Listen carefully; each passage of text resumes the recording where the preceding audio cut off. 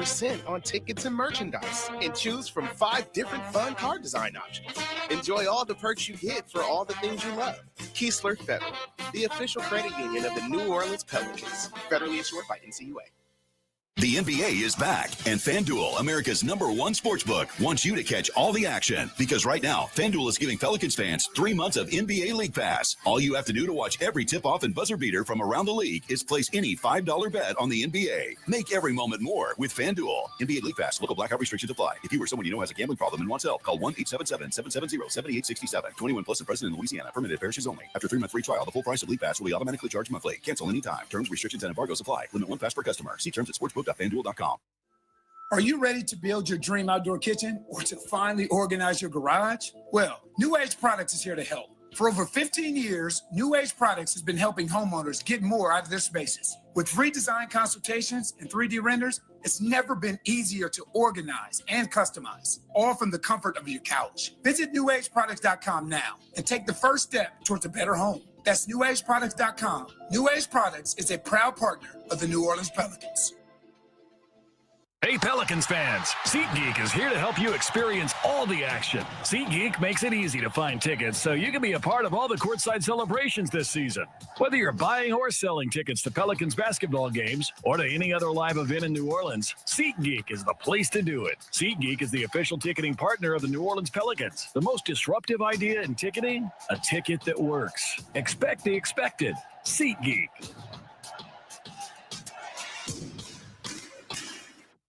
The following is a presentation of the New Orleans Pelicans Radio Network. This is what we live for. You gotta fight. The New Orleans Pelicans Radio Network proudly presents Dump it down to Eve, and he throws it down. Game Day in the NBA.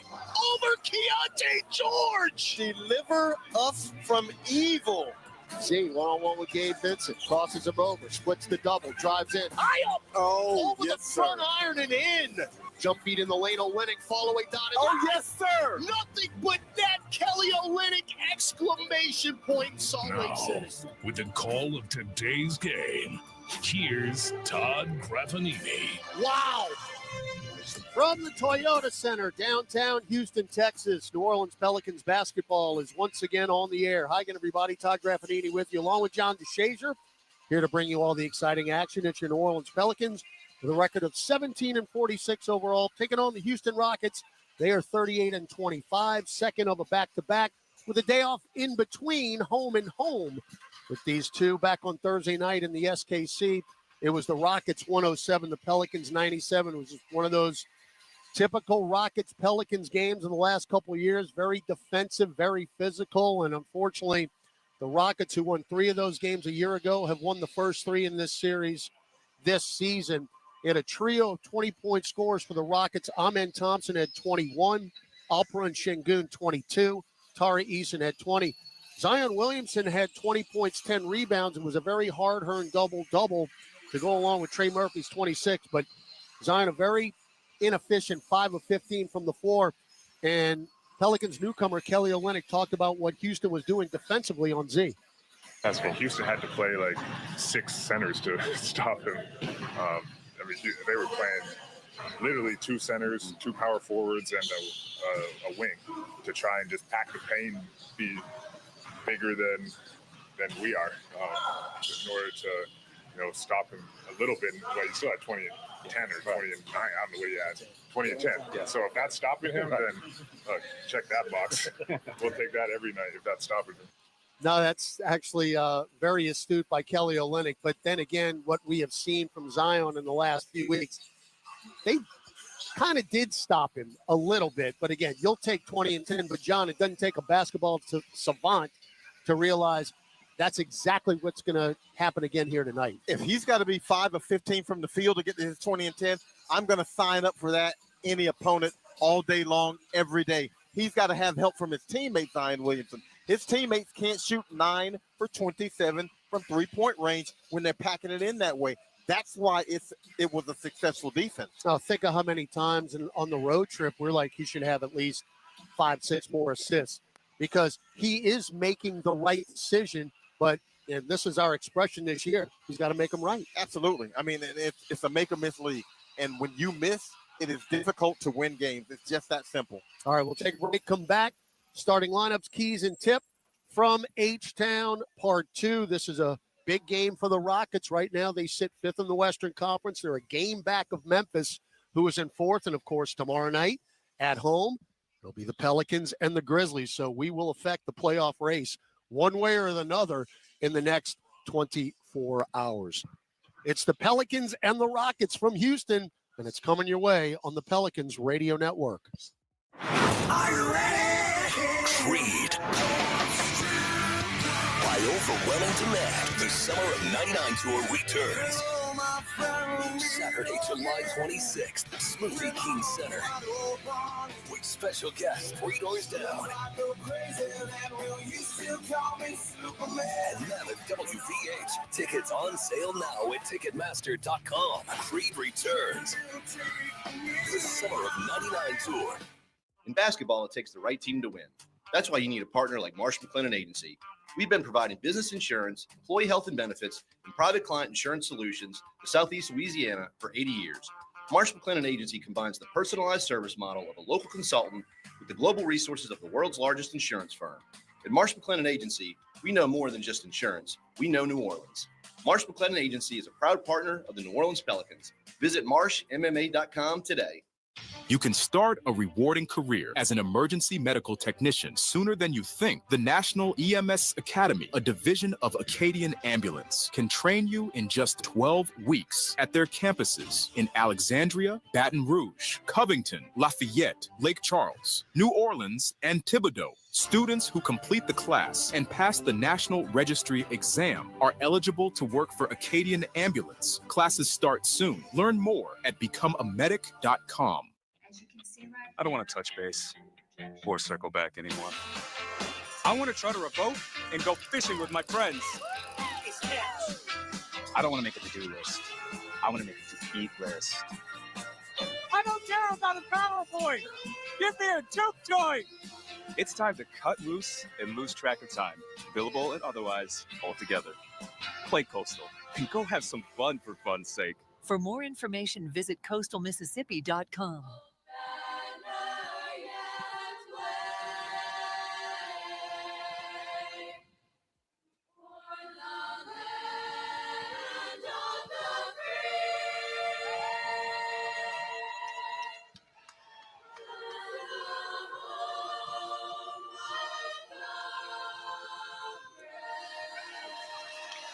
Once again, Our national anthem from the Toyota Center here downtown Houston, Texas. Todd Graffanini, John DeShazier with you. Get set for NBA action. It's the Pelicans and the Rockets. Time now for your starting lineup. First for the visiting Pels.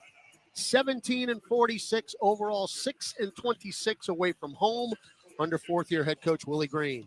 CJ McCollum, 6'3" guard, Lehigh. Trey Murphy III, 6'8", forward, Virginia. Zion Williamson, 6'7", forward, Duke. Kelly Olynyk, 6'11", forward, Gonzaga. Yves Missy, 7-foot center from Beto University. For the Rockets, they come in at 38-25. They broke a 6-game road losing streak by winning in New Orleans on Thursday night. Their head coach, Ime Udoka, in his second season in Houston, and they'll have the exact same starting 5 tonight as they did on Thursday. Jalen Green, who's averaged 24 points against the Pelicans in the last 5 games, we held him to 9 points on Thursday, yet the Rockets still won the game. Guess what? He ain't scoring 9 points tonight, so you're going to have to stop the other players for the Rockets because Jalen Green's going to get his. Dylan Brooks, he scored 14 against us. He'll be the 2. Of course, they'll put him on Zion Williamson. Amen Thompson picked up his 18th double-double against us, 21 points and 11 rebounds on Thursday. Tari Eason, the former LSU Tiger, he had a 20-point game, which was his 4th of the season. Alperon Şengün scored 22 on Thursday. He's averaging a double-double, 19.3 points and 10.5 rebounds. These are starting lineups. An active list presented by Morris Barton. The Pels have a boatload tonight. Antonio Reeves is in Birmingham. Keon Brooks Jr., DeJounte Murray, Herb Jones, Lester Quinones, Brandon Boston, and Bruce Brown all inactive tonight. Those are your particulars, keys, and tip next.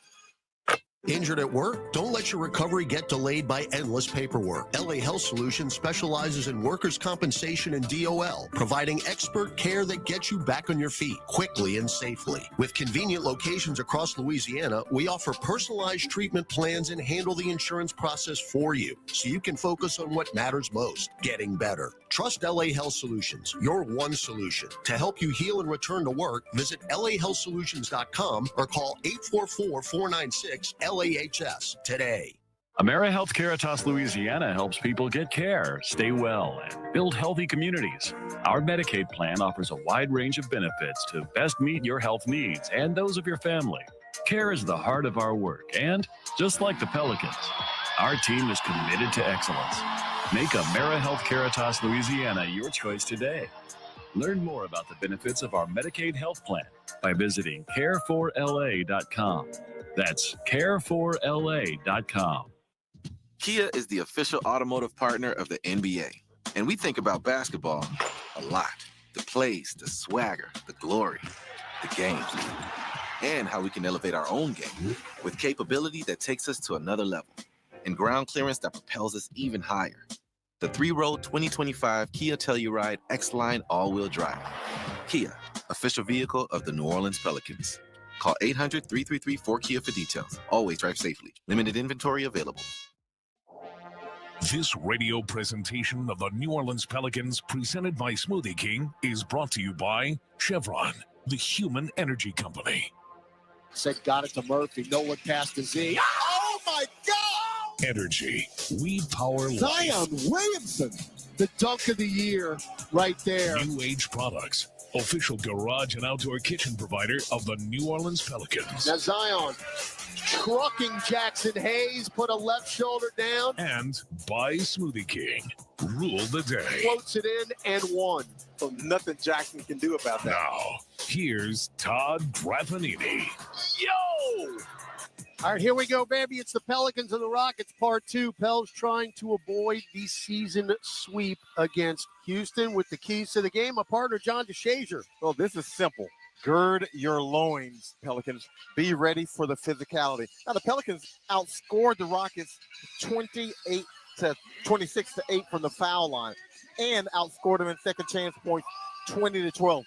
But the Pels got outscored 62 to 44 in the paint. The paint efficiency was awful. They have to get up the efficiency. You got to be better than 9 for 27 for 3.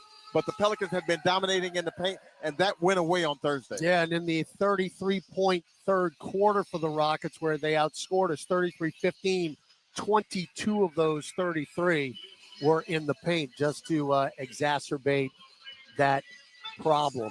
Your officiating crew tonight, Sean Wright's the crew chief, Sean Corbin, the referee, Simone Jelks, the umpire. Pels in the white Association Edition uniforms, blue lettering trimmed in gold, blue, red, and gold trim, all red for the Rockets, white lettering, Rockets in bold across the chest, and the numerals front and back with the black trim. Ball up in the air, and Eve Meese wins the tip against Şengün. Pels ball moving left to right.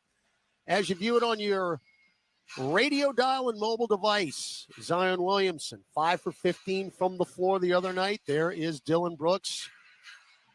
Guard him, chest it over to McCollum. CJ about 40 feet away. Gets a pick from Meese, drives right baseline, spins left, dump it down to Meese, took steps, didn't call it, and we don't get the shot off. Yeah, that is reverse layup. It would have not counted regardless because it's a shot clock violation, and that's not the right way to start the game. Yeah, that's not what you draw up. That's not exactly what you draw up. They want CJ McCollum off that curl for a 3, but Houston, again, clamps down on the 3-point attempts. So Jalen Green, near the timeline, pick from Şengün. Green goes right side. Zion's got him. Crosses over, chests it to Eason. Left wing 3, too strong. Weak side rebound, Meese. And when you defensive rebound against Houston, you got to push. You don't want to allow them to set their defense. Now Z, chest at right corner, McCollum rises up for 3, and I have no idea what that was. That was an air ball by a mile. Back the other way. Şengün shovels to Green, weaves through traffic, dump it off to Şengün in the paint. Chest it to Eason, fly by Misi, drives in and finger rolls it up and in. Well, you got to know who you're going out to close out on. And does Eason want to take that shot? Yeah, he shoots 37% from three, but does he want to take that shot? Eason made 4 threes the other night. That was a season high. Now Z, hounded by Brooks. Now we'll back off Şengün on the switch. Get it to Olynyk for 3. Front iron. Rebound Jalen Green. 2-0 Rockets, 95 seconds in. Pell's shooting percentage from distance has been really, really rough. Really going back the last couple weeks during the road trip. We had one decent shooting game from beyond the arc. That was in Utah. Made 17 threes. I think first game in Phoenix. 17 threes, which counterbalanced. 15 in Utah. Yeah, which counterbalanced Phoenix 21, which allowed them to win that game. All right. Mid-range missed by Jalen Green. And now McCollum drives in, misses a layup. Got his own rebound, and that is stuffed by Eason, but free throws coming up. CJ is, I don't know what is up. He is out of whack. Way off. He's out of whack. That's a layup that he shot over the rim, and he got his own offensive rebound. But he shouldn't have had an offensive rebound because he should have laid it in the beginning. So the foul's on Dylan Brooks. We'll take that. And Brooks, we said him McCollum's free throw is no good. So he is completely out of sorts here to start this game. We talked about it the other night. Dylan Brooks going to use up all his fouls, which he nearly did. He had 5. Likewise, Şengün. Yeah, 12 fouls to give between them both. Dylan Brooks is going to play as physical as you allow him to play. Now, the officials might call him, and they might not. But if they don't, and the Bills are in the zone here, looks like defensively. Brooks for 3 left wing. Yep. And it's 5-1. If you're going to play a zone, you better have your assignments ready. You better be ready to spread out. Dylan Brooks is 39% from beyond the arc. You got to pick him up. This is not how he shot in Memphis. Now, Trey lost it, got it back, and then he's ripped away by Amen Thompson. He'll run it out, and we're starting off completely like we did in New Orleans. It's 7-1 Houston, and we'll be swimming upstream again all night, it appears. That is Amen Thompson's 9th dunk. Yep. Ooh, good pass from Olynyk. Cutting right baseline to Misi in the dunker spot, and he'll throw it down. Yeah, Amen Thompson, 9 dunks in the last 2 games, in the last 5 quarters, really, against the Bills. 8 dunks against us the other night. That actually was a bit of history. Brooks for another 3. Yep. And it's 10-3. And when Dylan Brooks is making that shot, as you mentioned, he's fully capable of it this season. When he's making that shot, all of a sudden he becomes so dangerous. And now in deep, McCollum, they let him get to the rim, and this time he is true with the layup. So it's 10-5. Houston Rockets again out quickly. 4 of 6 from the floor. Pels are 2 of 5. But again, we see Zion Williamson kind of working his way into it instead of being the aggressor and attacker right off the bat. Now Green doubled, steps back for 3. Front iron, rebound Olynyk, and then Eason ripped it away from him, but he stepped out of bounds. Got to be a more physical rebounder as well. Everything you do, if you're the Pelicans, you got to assume somebody's close to you, and you better bow up and be ready to absorb some contact. 8:28 left first quarter. Pels down 10-5. I mean, they're just going to be on you. They're just going to lean on you, put their hands on you. They're going to be all over you. Look at Dylan Brooks against Zion right now. Z, right elbow. There's Şengün. And Brooks tripped him. They called it. So let's see how Ime Udoka plays this, because Brooks is just saying, I got this guy. They're going to leave him out there, and you got to go right at him again. Well, of course you do. Well, now Eason's going to try to front Williamson, who's going to inbound it to the left of the Rockets bench. And when Z caught that, when Şengün was standing in the lane waiting on it. Now Murphy, left corner, picked up by Dylan Brooks. So they put Brooks on Murphy now. Now Z off the curl. Drives in, floats it high off the glass and in. That actually was over the box and down. And that was the shot that he did not make on Thursday. When he was 5 of 15, he couldn't make that shot. Pels have scored in their last 3 possessions. It's 10-7 now. Houston poked away from Eason by Z, but it rolls right to Jalen Green. Now left of the lane, Şengün. Little head fake, doubled, scoops it out to Green, left wing 3. Nothing you can do. When you double down, you're going to leave an open shooter. And Houston now 3 of 5 from 3. And they're not a good three-point shooting team. They're 27th in the league. Z right by Şengün, scooping layup. So you take Dylan Brooks out of the equation, it's over. Well, it appears that they're not allowing Dylan Brooks to play as physical, and if you're going to call those fouls, Z's going to have a field day. Well, Zion went right by Şengün. Now Green drives in, throws it out, caught by Thompson on the right elbow. Thompson with 5, pops one from 10, and in. Well, I mean, you got to be able to get a stop, and the Pels have not been able to. Houston 6-9 from the field already. 15-9 Rockets. Zion on top of the key. Drives on Şengün. Lefty scoop just off the front Well, he arm. feels like he got fouled on that one, too, and I think he did. Thompson at the nail. Dump it down to Eason. Shovel back to Thompson. Good defense by Messi. And then Şengün off the cut. Straight down the middle of the lane. Good pass from Thompson and a dunk from Şengün. Timeout, Willie Green. Şengün out-hustled Zion Williamson. He defended on the other end. He didn't stop the layup. Both he and Zion kind of went into a little bit of a home run trot, but he hit the sprint the last second, beat Z down, and he got the layup. Pels had an 11-point lead in the first quarter on Thursday night. Since then, the Rockets have just really owned the last 5 quarters, and they start tonight the same way. First quarter here in Toyota Center, 17-9. Rockets lead the Pelicans on the Pelicans Radio Network. Being a Chevron car these days has been quite the adventure. Miami to Seattle, ocean to ocean. I've stopped at so many states and collected so many bumper stickers. Sometimes I feel like a moving passport book.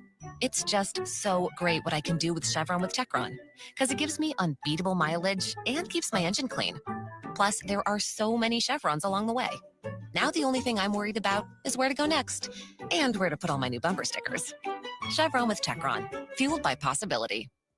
The NBA is back, and FanDuel, America's #1 sportsbook, wants you to catch all the action. Because right now, FanDuel is giving Pelicans fans 3 months of NBA League Pass. All you have to do to watch every tip-off and buzzer beater from around the league is place any $5 bet on the NBA. Make every moment more with FanDuel. NBA League Pass. Local blackout restrictions apply. If you or someone you know has a gambling problem and wants help, call 1-877-770-7867. 21 plus and present in Louisiana. Permitted parishes only. After 3-month free trial, the full price of League Pass will be automatically charged monthly. Cancel anytime. Terms, restrictions, and embargoes apply. Limit 1 pass per customer. See terms at sportsbook.fanduel.com. Injured at work? Don't let your recovery get delayed by endless paperwork. LA Health Solutions specializes in workers' compensation and DOL, providing expert care that gets you back on your feet quickly and safely. With convenient locations across Louisiana, we offer personalized treatment plans and handle the insurance process for you, so you can focus on what matters most, getting better. Trust LA Health Solutions, your one solution. To help you heal and return to work, visit lahealthsolutions.com or call 844-496-LAHS today. And then Jose steals the inbound. Oh, there he goes. Get it up top. McCullough for 3. Got it! T-T-A. Jose. Now, here's Todd Graffanini and John DeShazier. After tonight, the Pels return for a 3-game homestand, tipping off tomorrow night, 6 p.m. It'll be an exciting matchup against John Morant, the Memphis Grizzlies, and pack the Smoothie King Center and take on the Clippers and the Magic. For more info, visit pelicans.com/tickets. Happy International Women's Day to all the ladies out there.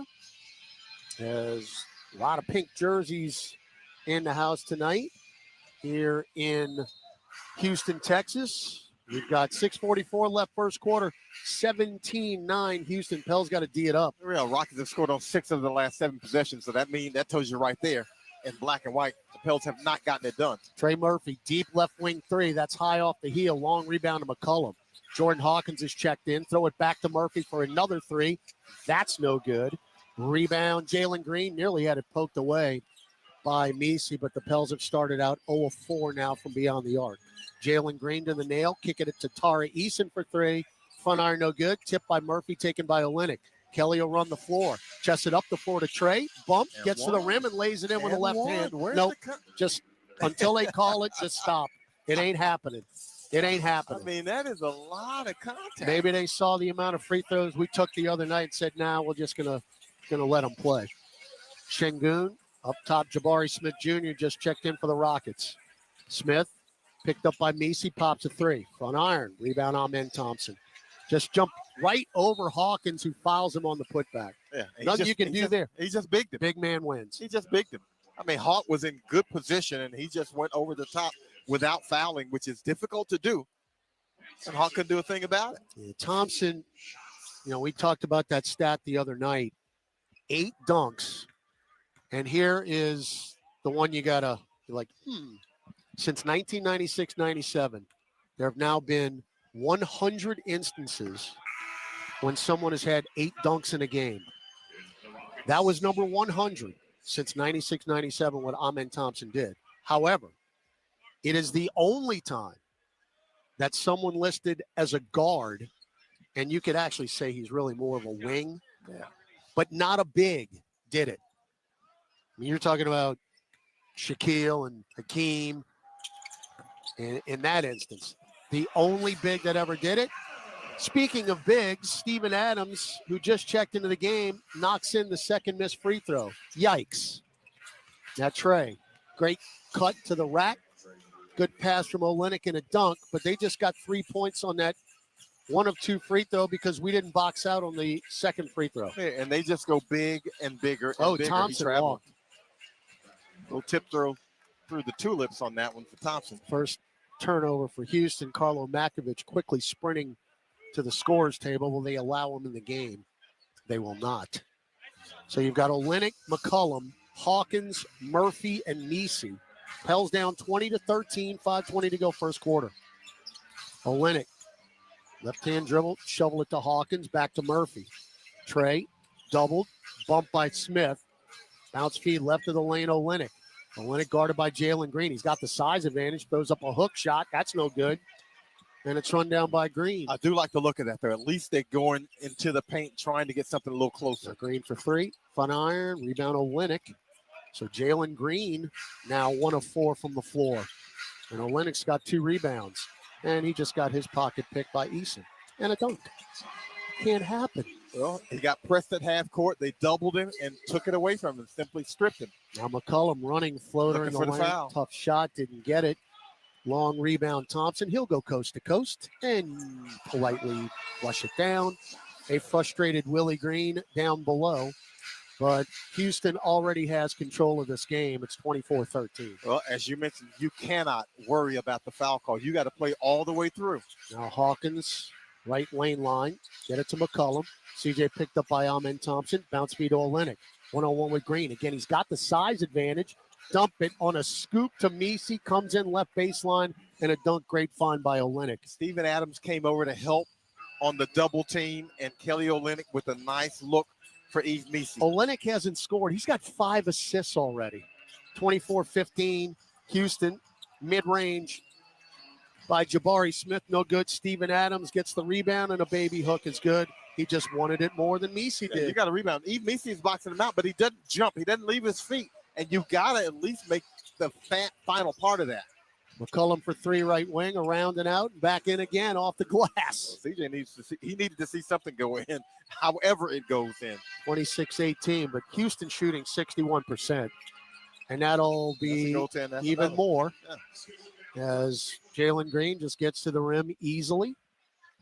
Tries to lay it up. Messi blocked it after it hit the glass. That's illegal in the NBA and in any form of basketball. And it's 28-18. Well, think about it. Houston was 15 of 37 out of the paint on Thursday. In the paint, 31 of 44. It's pretty effective. That kind of efficiency will win you some games. Well, when most of those are dunks, I don't help either. Bad pass, McCollum, easy steal. Steven Adams, Pels down 10, 3:05 to go. New Orleans has turned it over 4 times already, and Ime Udoka will take a timeout. We'll take it with them. Houston up by double digits here in the first quarter, 28-18, with 3:06 to go on the Pelicans Radio Network. It's Lady Gaga. Let the mayhem begin. Welcome to Gaga Radio. Explore themes of chaos and transformation. I'm taking over exclusively on Sirius XM. A channel featuring her personal picks. To you from me. And exclusive stories from her new album, Mayhem. Gaga Radio for a limited time. Now on Channel 15 or at home on your phone, computer, Alexa, TV, or other internet-connected devices. the biggest names in basketball. Stop by NBA Radio. We're talking here with Dr. J. Can you build a sustainable winner at some point around Joel Embiid as your main guy? If he moves to playing a third of the games, that's not going to happen. You always say it was not a guy's fault if his body is betraying him, but that's an excuse. And you're trying to be the leader, and you have to find a way. Hear any interviews you might have missed on the SiriusXM app. Just search NBA Radio. Baseball season's almost here, and MLB Network Radio will get you ready for opening day with a tour of spring training. Hear team previews of all 30 teams as our experts talk with players, managers, and executives shaping the 2025 season. How does your team look? Our team will break it all down. MLB Network Radio's tour of spring training going on now on SiriusXM Channel 89 and the SiriusXM app. Jesus, take the lead. As the country idol turned icon returns to the stage that made her a superstar. I honestly feel like God had to open the doors of American Idol for me to step through to say, this is what you're going to do, and then I could give it my all. Keep up with Carrie Underwood and dive into her musical world on her exclusive SiriusXM channel, Carrie's Country, Channel 60, and at home with the SiriusXM app. NBA Radio on SiriusXM is available on your connected devices. Listen at home anytime you want with Amazon Alexa, Google Assistant, or however you stream in the house. Their first 18 possessions. The Rockets are winning 18-14 in the paint. The Rockets have made all 9 field goal attempts in the paint. Look, I don't care who you are. You can't win a game that way with that kind of a lack of defense. And the Pels are a respectable 7-10, but it doesn't mean a whole lot when the opponent's 9 of 9 at the rim and seems like they can pretty much get what they want at the rim. All right, we got changes for both teams. Line change for New Orleans. Jose Alvarado, Jeremiah Robinson Earl, and Carlo Makovich are in. And Aaron Holiday, who was DNP-CD on Thursday night, will take the floor for the first time in these 2 games for Houston. As we got a whistle. Is that on Carlo? Who was in the... No, it's on Hawkins, who just picked up his second. So Hawkins now will guard Holiday to the right of our bench. 3 minutes left in the first. Pels down 10. Green drives on Makovich, cut off. Now shovels it to Adams, top of the key. Backdoor cut Green. Great pass, Steven Adams, but the layup is no good, and the rebound, Jeremiah Robinson Earl. And as the first stop in the paint. Hawkins for 3. Around and down. Good feed from Jose Alvarado, who found him on the wing. Well, life is always a little bit easier if you can get a stop and you can get them in transition where they can't set their defense. And they're 5th in the league, not allowing fast break points. We only had 6 on Thursday night. Jabari Smith just knocked Alvarado the deck, cleared space, got the entry feed, and laid it in. He got a mouse in the house, and he discarded him and pretty much tossed him aside. 30-21, first 2 for Smith. Rockets up by 9. Now Trey wide open, deep left wing 3. He is 0 for 3 now. Baseball pass up the floor. Murphy got back and then deflected it right to Holiday, who lays it in. He was a little bit discombobulated, didn't exactly know where he was. Jose drives past Jabari Smith. He'll go coast to coast in a scooping layup. Now, Jose had 4 assists and 4 steals on Thursday. Now Adams left of the lane. Backdoor cut is kicked out of bounds. So Murphy has started out 0 of 3. All of his threes are about 29 feet. Might want to come in a little bit closer because they're barely getting the front iron. Or the closer he gets to the three-point line, though, the tougher the defense gets. So those are the shots. Very good point. Those are the shots he's able to get. That's a good point. Now, he's got to be able to make those shots, but those are the ones he's able to get. All right, Zion is checked in for Murphy. Green, top of the key, guarded by Jose. He's going to back it out beyond the arc. Right wing now, Şengün. Shot clock at 7. Şengün, left-hand dribble, backing down JRE. Up top, Smith for 3, and he made him right. 35-23. When you can go triple bigs as they are with Jabari Smith, who's 6'10", playing the 3, along with Steven Adams and Şengün. Now, they're going to have to play a little bit of a zone defense, but they've got length and size. 5 points for Smith, 35-23 Rockets. Carlos, shot fake Adams, get it down in the lane. Z, floats it up and in. More contact chest to chest. They ain't going to call it, John. Yeah, ain't going to They're happen. just not calling it. So you just got to play. You just got to play, and you got to absorb it, and you got to maintain your composure. We've taken 2 free throws in this game and have 18 points in the paint. Adams, lefty layup, blew it. Rebound, Makovich. Up the floor, Alvarado, 50 seconds left in the first. Jose cut off, get it to Hawkins, another right wing 3, and he's 2 for 2. Hey, when Hawks starts it, it's hard to turn it off for him. He can score in bunches. And they'll stop play for a clock malfunction. They actually added a second. How they picked that up, I don't know. They went from 48 to 49, and now it's back to now the clock's rolling again. I mean, literally 1 second. 35-28. Pels have cut it to 7. Right, he can go for the 2-for-1 here. Yep. Jalen Green, bounce feed to Şengün, drives in and hammers it down over Jeremiah Robinson Earl. He cocked it back and he punched it home. Yep. 37-28. Free ball, Jose up top. Clang off to the left. Rebound, Z. Shot. Ion sizing up Jabari Smith. Bounce feed, backdoor cut. Too many bodies. Yeah, easy steal, Steven Adams. There's 3 guys in there waiting for Zion Williamson. And then Zion nearly picked Smith's pocket. They didn't get the full grasp of the basketball, though, and Şengün ends up with it. 3-ball Holiday at the buzzer. Short, tipped up Şengün, and laid in. And that will do it in the first quarter. We'll head to the second. It's a 39-point first quarter for the Rockets. And they lead the Pels by 11 as we head to the second, 39-28. This is Pelicans basketball. Pelicans Radio Network presented by Smoothie King. You can start a rewarding career as an emergency medical technician sooner than you think. The National EMS Academy, a division of Acadian Ambulance, can train you in just 12 weeks at their campuses in Alexandria, Baton Rouge, Covington, Lafayette, Lake Charles, New Orleans, and Thibodaux. Students who complete the class and pass the National Registry exam are eligible to work for Acadian Ambulance. Classes start soon. Learn more at becomeamedic.com. Over the last century, United Way of Southeast Louisiana has been the force for good in our community.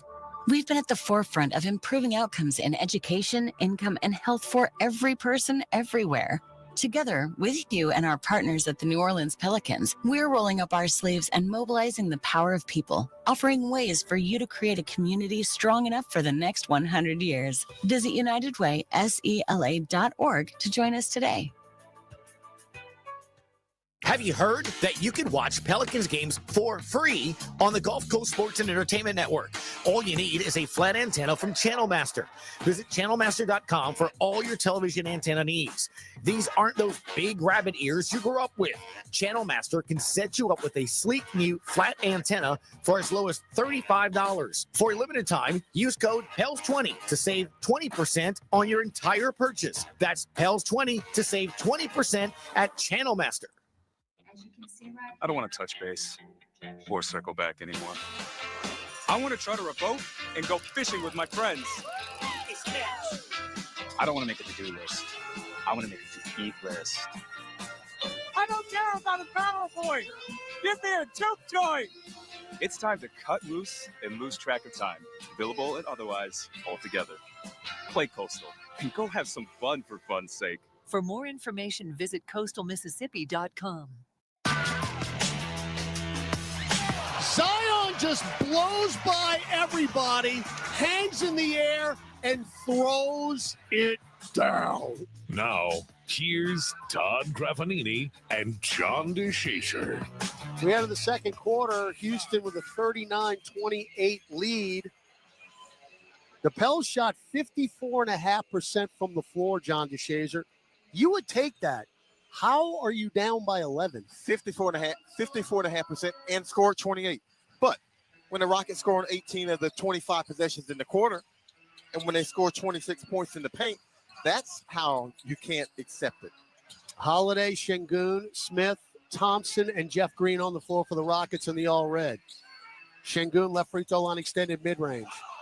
If Şengün's going to dunk on you and then he's going to make that shot, then what are you going to do? Nothing. And that dunk was a little bit more than I thought he might be capable of. 41-28. Alvarado, JRE, Makovich, Williamson, Hawkins on the floor for the Pels. Jose Right block Z. There's the double. Strip. Kicked it. Everybody on the deck. Taken by Smith. Up the floor, Green. Puts the brakes on the Holiday for three. Around and out. Rebound, Alvarado. Front court, Hawkins. Bounce feed to Z. Left free throw line extended. There's the clear out. Take it right at him. Bounce feed to Alvarado. Şengün is who he wants defensively. That's who you want, and that's who you got to take. Jose to Hawkins. Picked up by Green. Shot clock at 6. Hawk crosses him over. Gets to the elbow. Tough mid-range. That's a brick. And deflected out to Jeff Green. And look, Uncle Jeff ain't no pushover. He ain't out there just because he's cute. He still can play some. Now Şengün doubled at the block. Good job. Bounce feed out to Green. Swinging around the Holiday. Wide open three. And it's 44-28. When you get caught up in rotation, somebody is going to be wide open from three-point range. The Rockets now 5 of 12 from 3. Willie Green takes a timeout, and as we have seen often recently, the first person that he greets coming off the floor is Carlo Matkovic. So something happened right there, or lack thereof, on defensive rotations. Take the timeout with them. 10:29 left in the second quarter. Rockets with a comfortable 15-point lead here, 44-28. We'll send it back to Mid-City Yacht Club, where Gus Cattingill will update you on an NBA scoreboard after this on the Pelicans Radio Network. When you get a Pelicans debit card from Keesler Federal, every day is full of possibilities. And free checking saves you extra cash to make those possibilities a reality. Perfect for the things that make you happy. Plus, with your new Keesler Federal Pelicans debit card, you'll also save 25% on tickets and merchandise and choose from 5 different fun card design options. Enjoy all the perks you get for all the things you love. Keesler Federal, the official credit union of the New Orleans Pelicans. Federally insured by NCUA. Teddy Swims, performing at Champion Square August 10th. Get tickets now at Ticketmaster.com. For more, visit TeddySwims.com. Hey, Pelicans fans, SeatGeek is here to help you experience all the action. SeatGeek makes it easy to find tickets so you can be a part of all the courtside celebrations this season. Whether you're buying or selling tickets to Pelicans basketball games or to any other live event in New Orleans, SeatGeek is the place to do it. SeatGeek is the official ticketing partner of the New Orleans Pelicans. The most disruptive idea in ticketing? A ticket that works. Expect the expected. SeatGeek.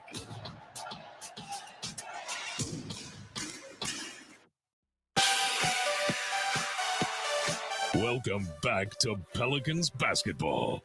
Let's check tonight's NBA scoreboard. All right, guys, only one other game going on in action right now. 2:45 in the third, Nets 78, Hornets 70. A bunch of games, including, I don't know if you knew the Lakers were playing tonight, but they are playing the Celtics. We'll keep an eye on that. And we just gave away our first Pelicans jersey to a winner who correctly said that Zion Williamson just had a triple-double and went to Duke. So it was a trivia question. So we got some fans getting hooked up.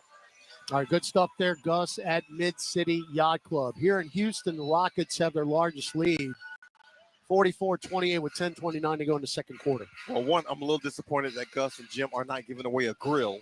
And two, the Rockets are 9-1 assist-to-turnover ratio. Oh, my goodness gracious. All right, Z, hard to the rack. Righty layup, no, dunked in by Matkovic. Williamson ends up in a seated position again, and my partner is officially disgusted. Jabari Smith kind of ran through it. And it's like Z's still shaking his head, talking to the official, saying, what do I have to do? There have been 4 free throws combined in this game. Jabari Smith goes through Zion. He's not missing layups like that unless he is contacted. 44-30, 3-ball Holiday. Around and out, dunked in by Smith. Well, you're in the zone defense. You're giving up the 3, but you're also giving up the offensive rebounds. You can't give up everything. We just can't get a stop. 45-30, 3-ball Jose, good. And he turned his ankle again. Look, he is. Nobody rolls their ankle more than Jose Alvarado. He's going to have to get some of those Brandon Boston shoes. Remember when Brandon Boston had the Herman Munster? That's right. He needs some of those. You gotta put the high tops on. 46-33. Again, Pell's in a zone. Amen Thompson behind the back, and then Jose cut him off. Thompson back beyond the arc, gets it to Smith. goes up in the air, got away with a walk. Now Şengün lays it in anyway at the shot clock buzzer. Yeah, they're just living at the rim, and they hardly are being contested there. And so the efficiency is high and the point production is high. 30 points in the paint of their 48. 15-point lead for the Rockets. Jose, bump, kick it left corner to Makovich. Bump it out long now to Hawkins. Line drive three, left wing, no good. That's a tough take by Hawk. Well, that's the second tough shot that he's taken in a row. Rebound, Jeff Green. 8:50 second quarter. Şengün, Amen Thompson. Thompson guarded by Z. Spins left. Z cut him off. Picked up his dribble. Hook pass over to Holiday. Right angle three. Yep. Jose leaked down to help out defensively and try to double team, but Holiday was his guy in the corner. When he left him, Holiday's wide open in the right corner for three. Aaron Holiday already has 2 made threes. His season high is 4. He didn't even play the other night. 51-33. Alvarado starts, stops, drives, throw it up and in. And one. Foul by Amen Thompson, who has the gall to ask, how did I commit a foul, Mr. Sean Corbin? Because y'all haven't been calling anything. And I tell you what, comparatively speaking, that's probably the least amount of contact that they've had. So I can see why he would be saying, why is that a foul? Free throw Jose is good. He's got 8 points now. Does Alvarado in 7 minutes. And he's got the last 6 points. 51-36. He is your leading scorer for the Pels right now. Hadn't said that in a while. And he's off the bench. Holiday at the nail, Jabari Smith. Spins right, kick it out. Tom and Thompson, right wing three. Nope. Tipped up in. Steven Adams. Can't keep him out. Nope. Just can't keep him out. And one way or the other, they're going to have a couple of bigs on the floor. Z Dro had it poked away by Amen Thompson. Got it back, though. And now Z up top, Alvarado. Jose now with 8, near the timeline. Pick from Zion, drives in, running floater is good. Hey, they're not going to guard game.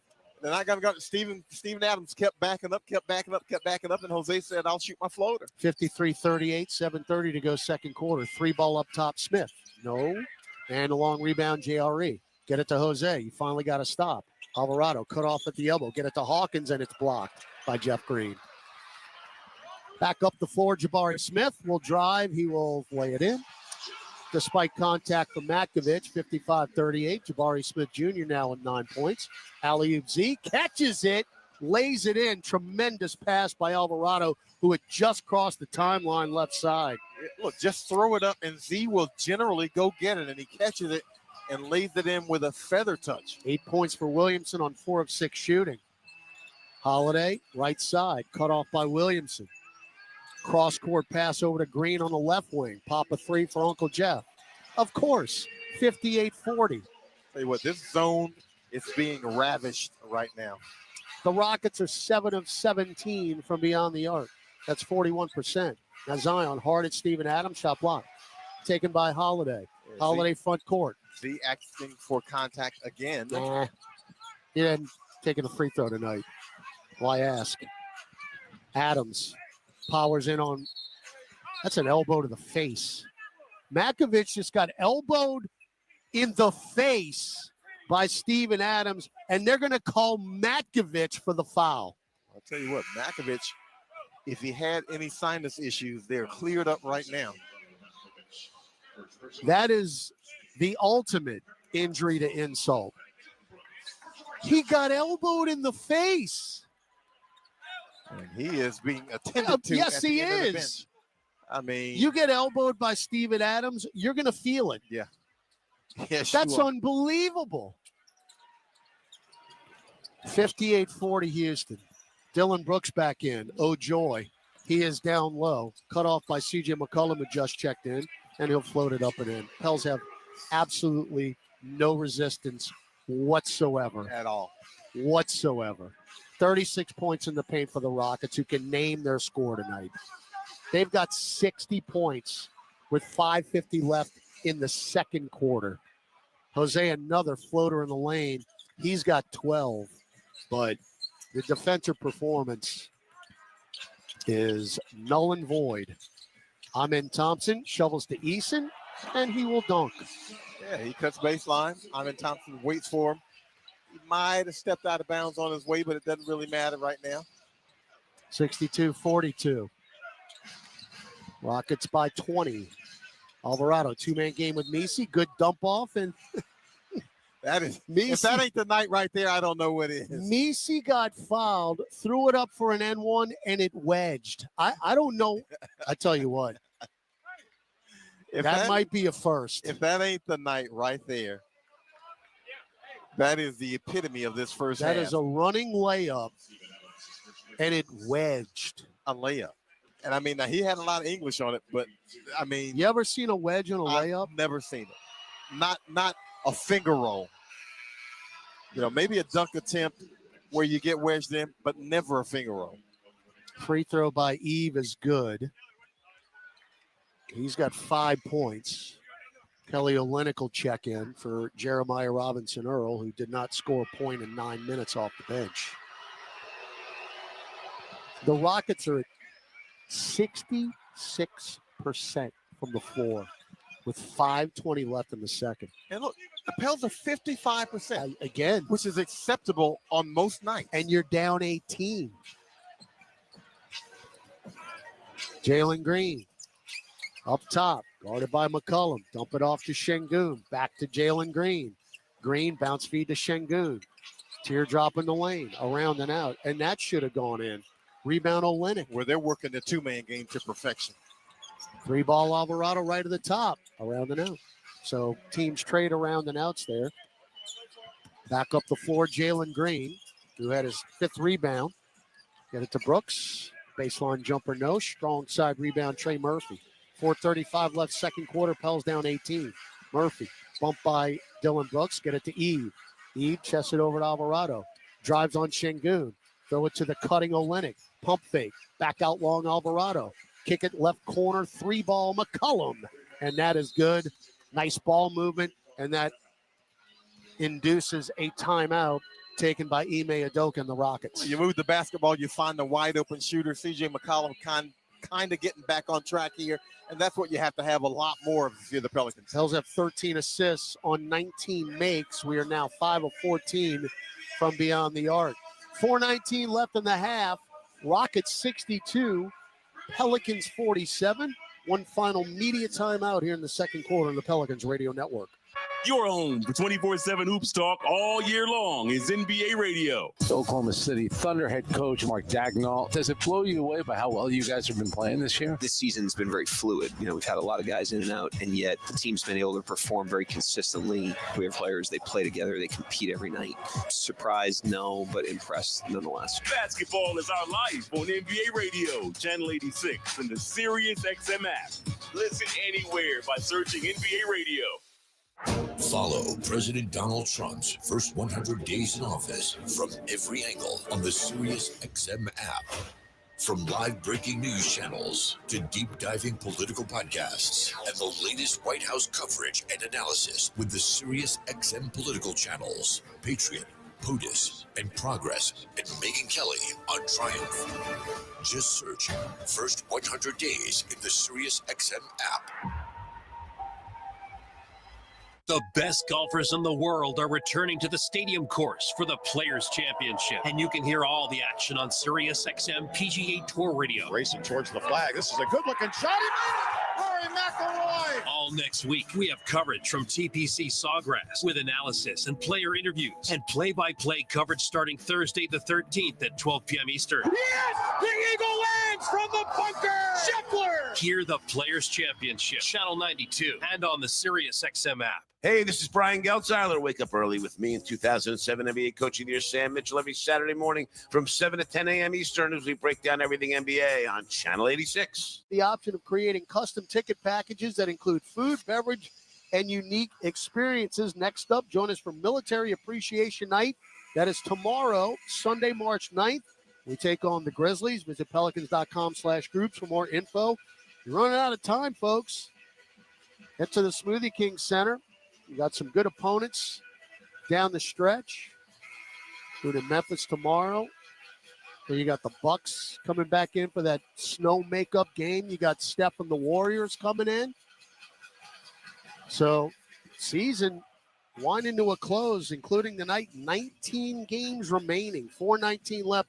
Second quarter here in Houston as the Rockets have led from the opening tip, been up by as many as 20. Right now it's 15, 62-47 with 4:19 left in the second. Well, look, the Pels' defensive rotations have been extremely loose.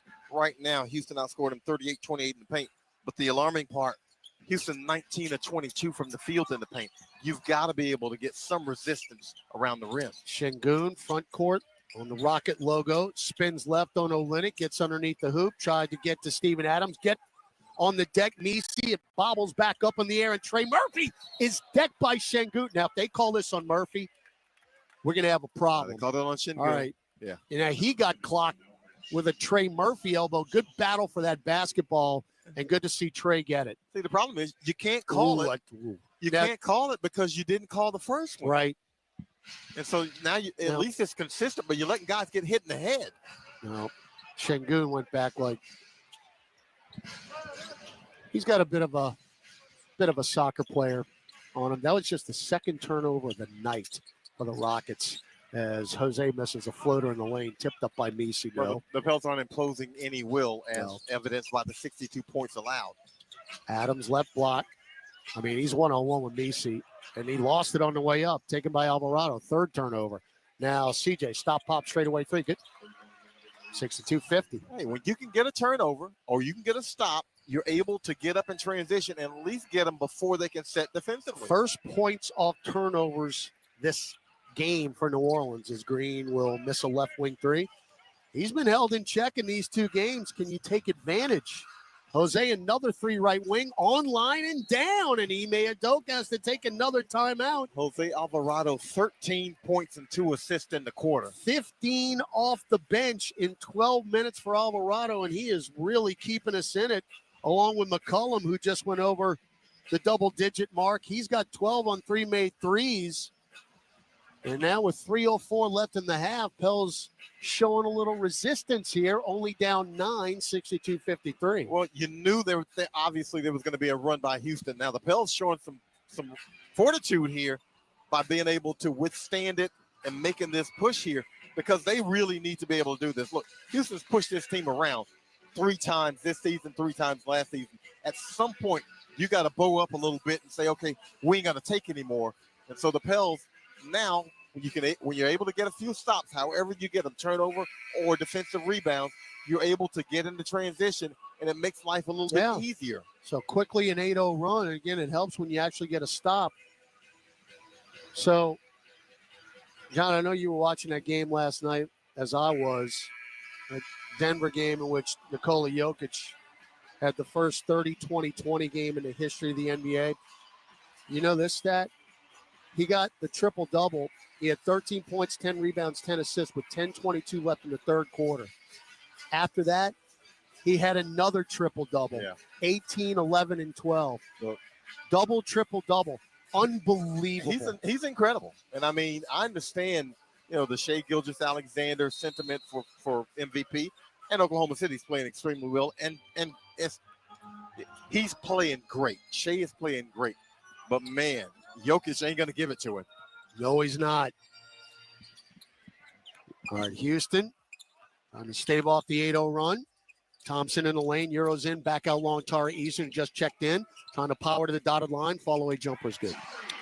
And it's 64-53. Shot that over Trey Murphy. Yeah, at least Trey, he defended it well.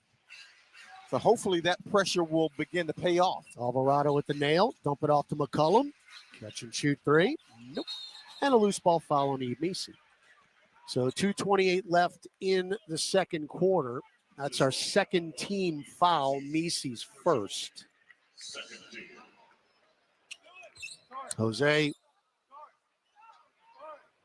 is 15. Again, McCollum was looking to stay hot, but that three did not go. Pels now 7 of 17 from beyond the arc. That's much more like it. The Rockets are 7 of 18.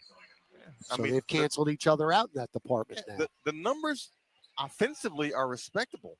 It's defensively where the Pels have got to tighten up. All right, Zion in for Eve. So they've got Eason, Thompson, Şengün, Brooks, and Green on the floor. Thompson handed off to Jalen Green, pick from Şengün. Steps back, takes a straightaway rainbow three. Around and out. Good rebound, Kelly Olynyk. Outlet pass to Williamson.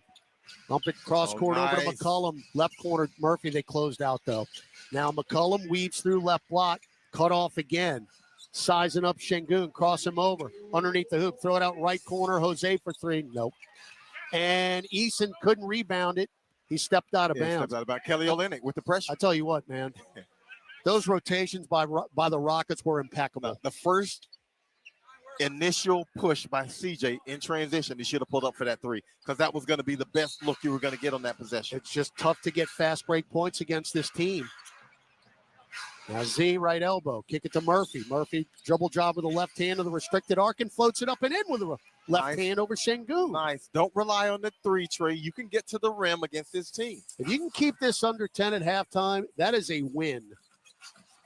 And right now it's at 9. Not anymore. Thompson drives right to the rack and lays it in. Yeah, he just does a blow-by on Z. I don't know if Z relaxed or what, but he noticed whatever it was, and he took it. Now Olynyk wide open, fakes the three, drives the paint. That got blocked by Şengün. Rebound Murphy to McCollum, back to Trey. Good closeout, Tari Eason. Trey drives with the left hand again to the dotted line. Dump it to Olynyk. Right block, floater up. No. Weak side rebound. Jalen Green. Pels down 11, 105 left in the second. Tell you what, the way they sell out defensively is impressive. It really is. They're 5th in the league in defensive rating. This is a very good defensive team. That's what they did last year to go 41-41. 3-ball Brooks. Right side brick. Knocked out of Şengün's hands by Williamson, taken by Alvarado. Jose sprints into the front court. He is wide open. Passed up the three to get it to Murphy to the nail and takes a tough two. Look, no good. In transition, those threes are probably the best look you're going to get. And we'll give up a three. In transition, those threes, when you come up, are probably the best look you're going to get. I know it's early in the shot clock, but that's probably the best look you'll get on that possession. So Jalen Green gets the uncontested three. So much for the under 10 going into halftime. 69-55. Jose stops, starts, drives, hook it up, no. Ball on the deck. Alvarado got it back to McCollum. Left wing three, got it. Yeah, see, when you get them in a scramble mode, you can get an open look, but you got to be willing to shoot it. Jose filling up the stat sheet. 15 points, 4 rebounds, 6 assists. And we're down 11. 3-ball Dylan Brooks, right corner. Painful. And when we throw away the inbound. Yep. Foul by Z as Dylan Brooks scored it. I'm going to tell you what happened. He's throwing it into Trey Murphy. Trey's going to try to allow it to roll up the court. And Dylan Brooks says, no, no, no. And he sneaks in for the steal. If Trey goes ahead and takes that inbound, worst case scenario, clock expires and you're down 12. That's just a bad inbound pass by Williamson. Yeah, well, it's a bad pass, but I think Trey's just trying to let it roll up the court and save time instead of getting. There's only a second left. Yeah, you got to go attack the basketball. Dylan Brooks is standing there saying, I'll take it. Let's pause 10 seconds for station identification on the Pelicans Radio Network. NBA Radio on Sirius XM is available on your connected devices. Listen at home anytime you want with Amazon Alexa, Google Assistant, or however you stream in the house. Those points they have had in a half all season tonight. This is not the 2015 Golden State Warriors. We made them look like it. 74 first-half points for the Rockets, who are 18th in the league in scoring. 42 of them in the paint. Yikes. Just get it in. Inbound to Murphy, and that'll do it. Thankfully, the half comes to an end. Pels down 74-58. We'll send it back to Mid-City Yacht Club. Gus Kattengell, Jim Eichenhofer. Pelicans at the half. When we come back on the Pelicans Radio Network. Discover the world's most advanced outdoor kitchens by New Age Products. Grills, cabinetry, appliances. Together, delivering an outdoor cooking experience rivaled by none. Only at NewAgeProducts.com. It's time to tip off a new NBA season. And here we go. And everyone is stepping up. Living legends and shooting stars are rising up. Defying gravity. Super fans, courtside fans, and scream it from the rooftop fans are revving up. With the whole basketball world going up, the only question is, who's going to make it to the top? Kia NBA tip-off, Knicks versus Celtics and Timberwolves versus Lakers, October 22nd from 7:30 Eastern on TNT. You can start a rewarding career as an emergency medical technician sooner than you think. The National EMS Academy, a division of Acadian Ambulance, can train you in just 12 weeks at their campuses in Alexandria, Baton Rouge, Covington, Lafayette, Lake Charles, New Orleans, and Thibodaux. Students who complete the class and pass the National Registry exam are eligible to work for Acadian Ambulance. Classes start soon. Learn more at becomeamedic.com. What makes the perfect garage? Steel garage cabinets, commercial-grade flooring, heavy-duty overhead racking. Garage storage systems built for a lifetime of heavy use. Build your dream garage with newAgeProducts.com.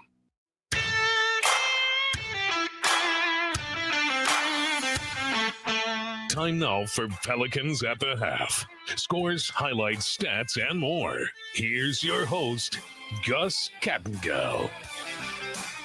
Members of the Pelicans dance squad giving away some goodies. West Bank Rick in the house here as well. Always good to see West Bank Rick as he's walking away with some goodies here as well, as it is an official Pelicans watch party over at Mid-City Yacht Club. Gus Kattengell, Jim Eichenhofer with you. Jim, 74-58 is your halftime score. What stood out to you? The defense definitely was something that they've got to improve upon. I mean, the first two games of the season that they played against Houston, the Rockets had a couple of their best offensive performances of the entire season. And unfortunately, that's also been the case so far tonight. I mean, I thought in Thursday's game in the Smoothie King Center, especially in the first half, but just overall, New Orleans was pretty competent defensively. But I mean, tonight you look at what Houston's done so far and just getting too many easy baskets. They shot 62% from the field, 41% on threes. I mean, they only took 4 free throws and they still scored 74 points in the first half. So other than that, I mean, my other big takeaway was just Jose Alvarado just doing me right, doing me justice. We're at the watch party. He plays amazing.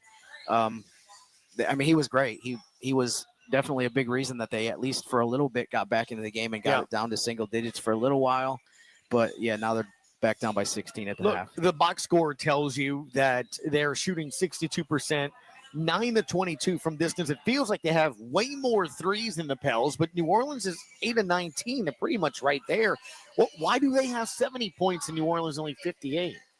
Yeah, I mean, I think the other aspect of the game, Pelicans, I mean, they just 62%. Though that's a huge difference between that and the 49% that the Pelicans have shot. So, I mean, if you shoot at 55% during a half would be great, but so to be at 62, that's pretty elite. That's sky high. The Pelicans have to figure out a way to cut that way down from what it is right now. Yeah, no doubt. One of the things that you look at in the starting five for the Pels, Zion with 8 points, Kelly Olynyk, no points, 5 assists, and 4 rebounds. Still having an impact in the game, though. He's 0-4 from the floor. Messi has 6 points. Trey Murphy the third, 6 points. CJ McCollum 15. What do you think of the starting five?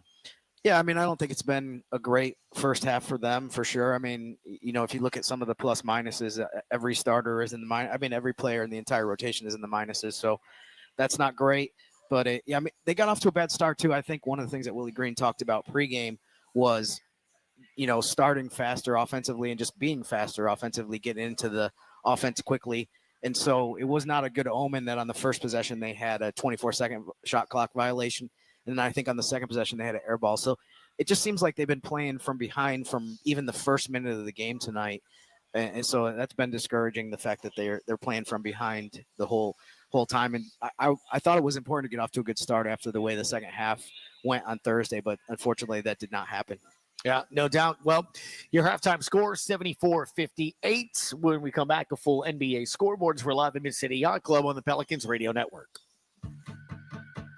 Entergy Louisiana is strengthening our power grid from Lake Charles to Baton Rouge, Metairie to Monroe. Our blueprint covers the state. Nearly 10,000 projects, over 11,000 miles of transmission line. We're reinforcing infrastructure to prepare for stronger storms, reduce outages, and respond quicker when you do need us. We're making stronger connections in every community because together we power life. Kia is the official automotive partner of the NBA, and we think about basketball a lot. The plays, the swagger, the glory, the game. and how we can elevate our own game with capability that takes us to another level and ground clearance that propels us even higher. The 3-row 2025 Kia Telluride X-Line all-wheel drive. Kia, official vehicle of the New Orleans Pelicans.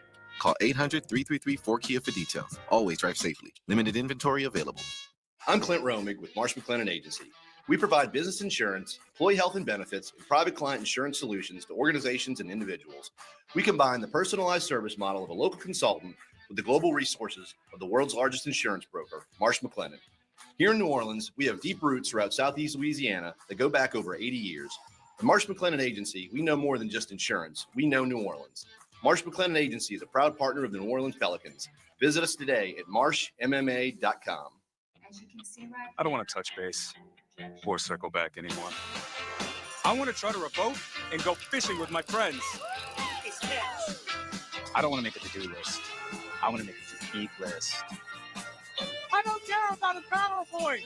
Give me a juke joint. It's time to cut loose and lose track of time, billable and otherwise, altogether.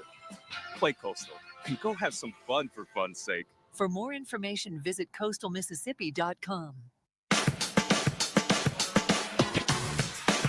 All right, welcome back. A couple of games in action. 4:59 in the fourth. You have the Nets 97, Hornets 93 in Charlotte. In the second, Pacers 23, Hawks 39. About 4 seconds left in the first quarter. You got the Wizards 32 and the Raptors 37 still to come. Bulls and Heat about to get started. Magic at the Bucks about to get started. And I didn't know if you knew this. It's 7:30. It's the Lakers at the Celtics. Are you ready for that? I'm ready, man. Ready for quite aware. Well, I'm sure you huge apocalyptic type matchup in Beantown. I'm actually kind of interested in the 7:30 game. Pistons at the Warriors here. Detroit's been having a tremendous season for them, turning things around. And quietly, I mean, obviously, as you know, the attention in California is on an LA team. But what do you think of Golden State? Did you think Jimmy Butler's trade was going to help them nearly as much? Not as much as it has. I definitely thought that it was going to be beneficial, especially if he was locked in mentally, which he clearly has been. But yeah, no, that is a really good matchup. This Pistons, I think, are definitely one of the best stories of the season so far. The fact that they went from 14 wins to it's looking like they're a lock to be a playoff team and finish at least in the top 6 in the East. So yeah, that is a pretty fun matchup to see those two teams play each other. They've both been playing extremely well over, at least multiple weeks, if not longer. Yeah, no doubt. All right, we'll take a quick break. We come back to Mid-City Yacht Club. Jim's going to give us, one or two things that the Pels need to do to get. How about this? How about the Rockets just kind of, cool off a little bit here? That would be great. It's going to be. They can't shoot 62% for an entire half again, can they? I'm going to make a bold statement and say they won't. Well, there you go. But it needs to come way down from 62. It can be more like 40. That you'll have a chance to make a comeback. I'll take that. We'll have that when we come back because we're live in Mid-City Yacht Club on the Pelicans Radio Network.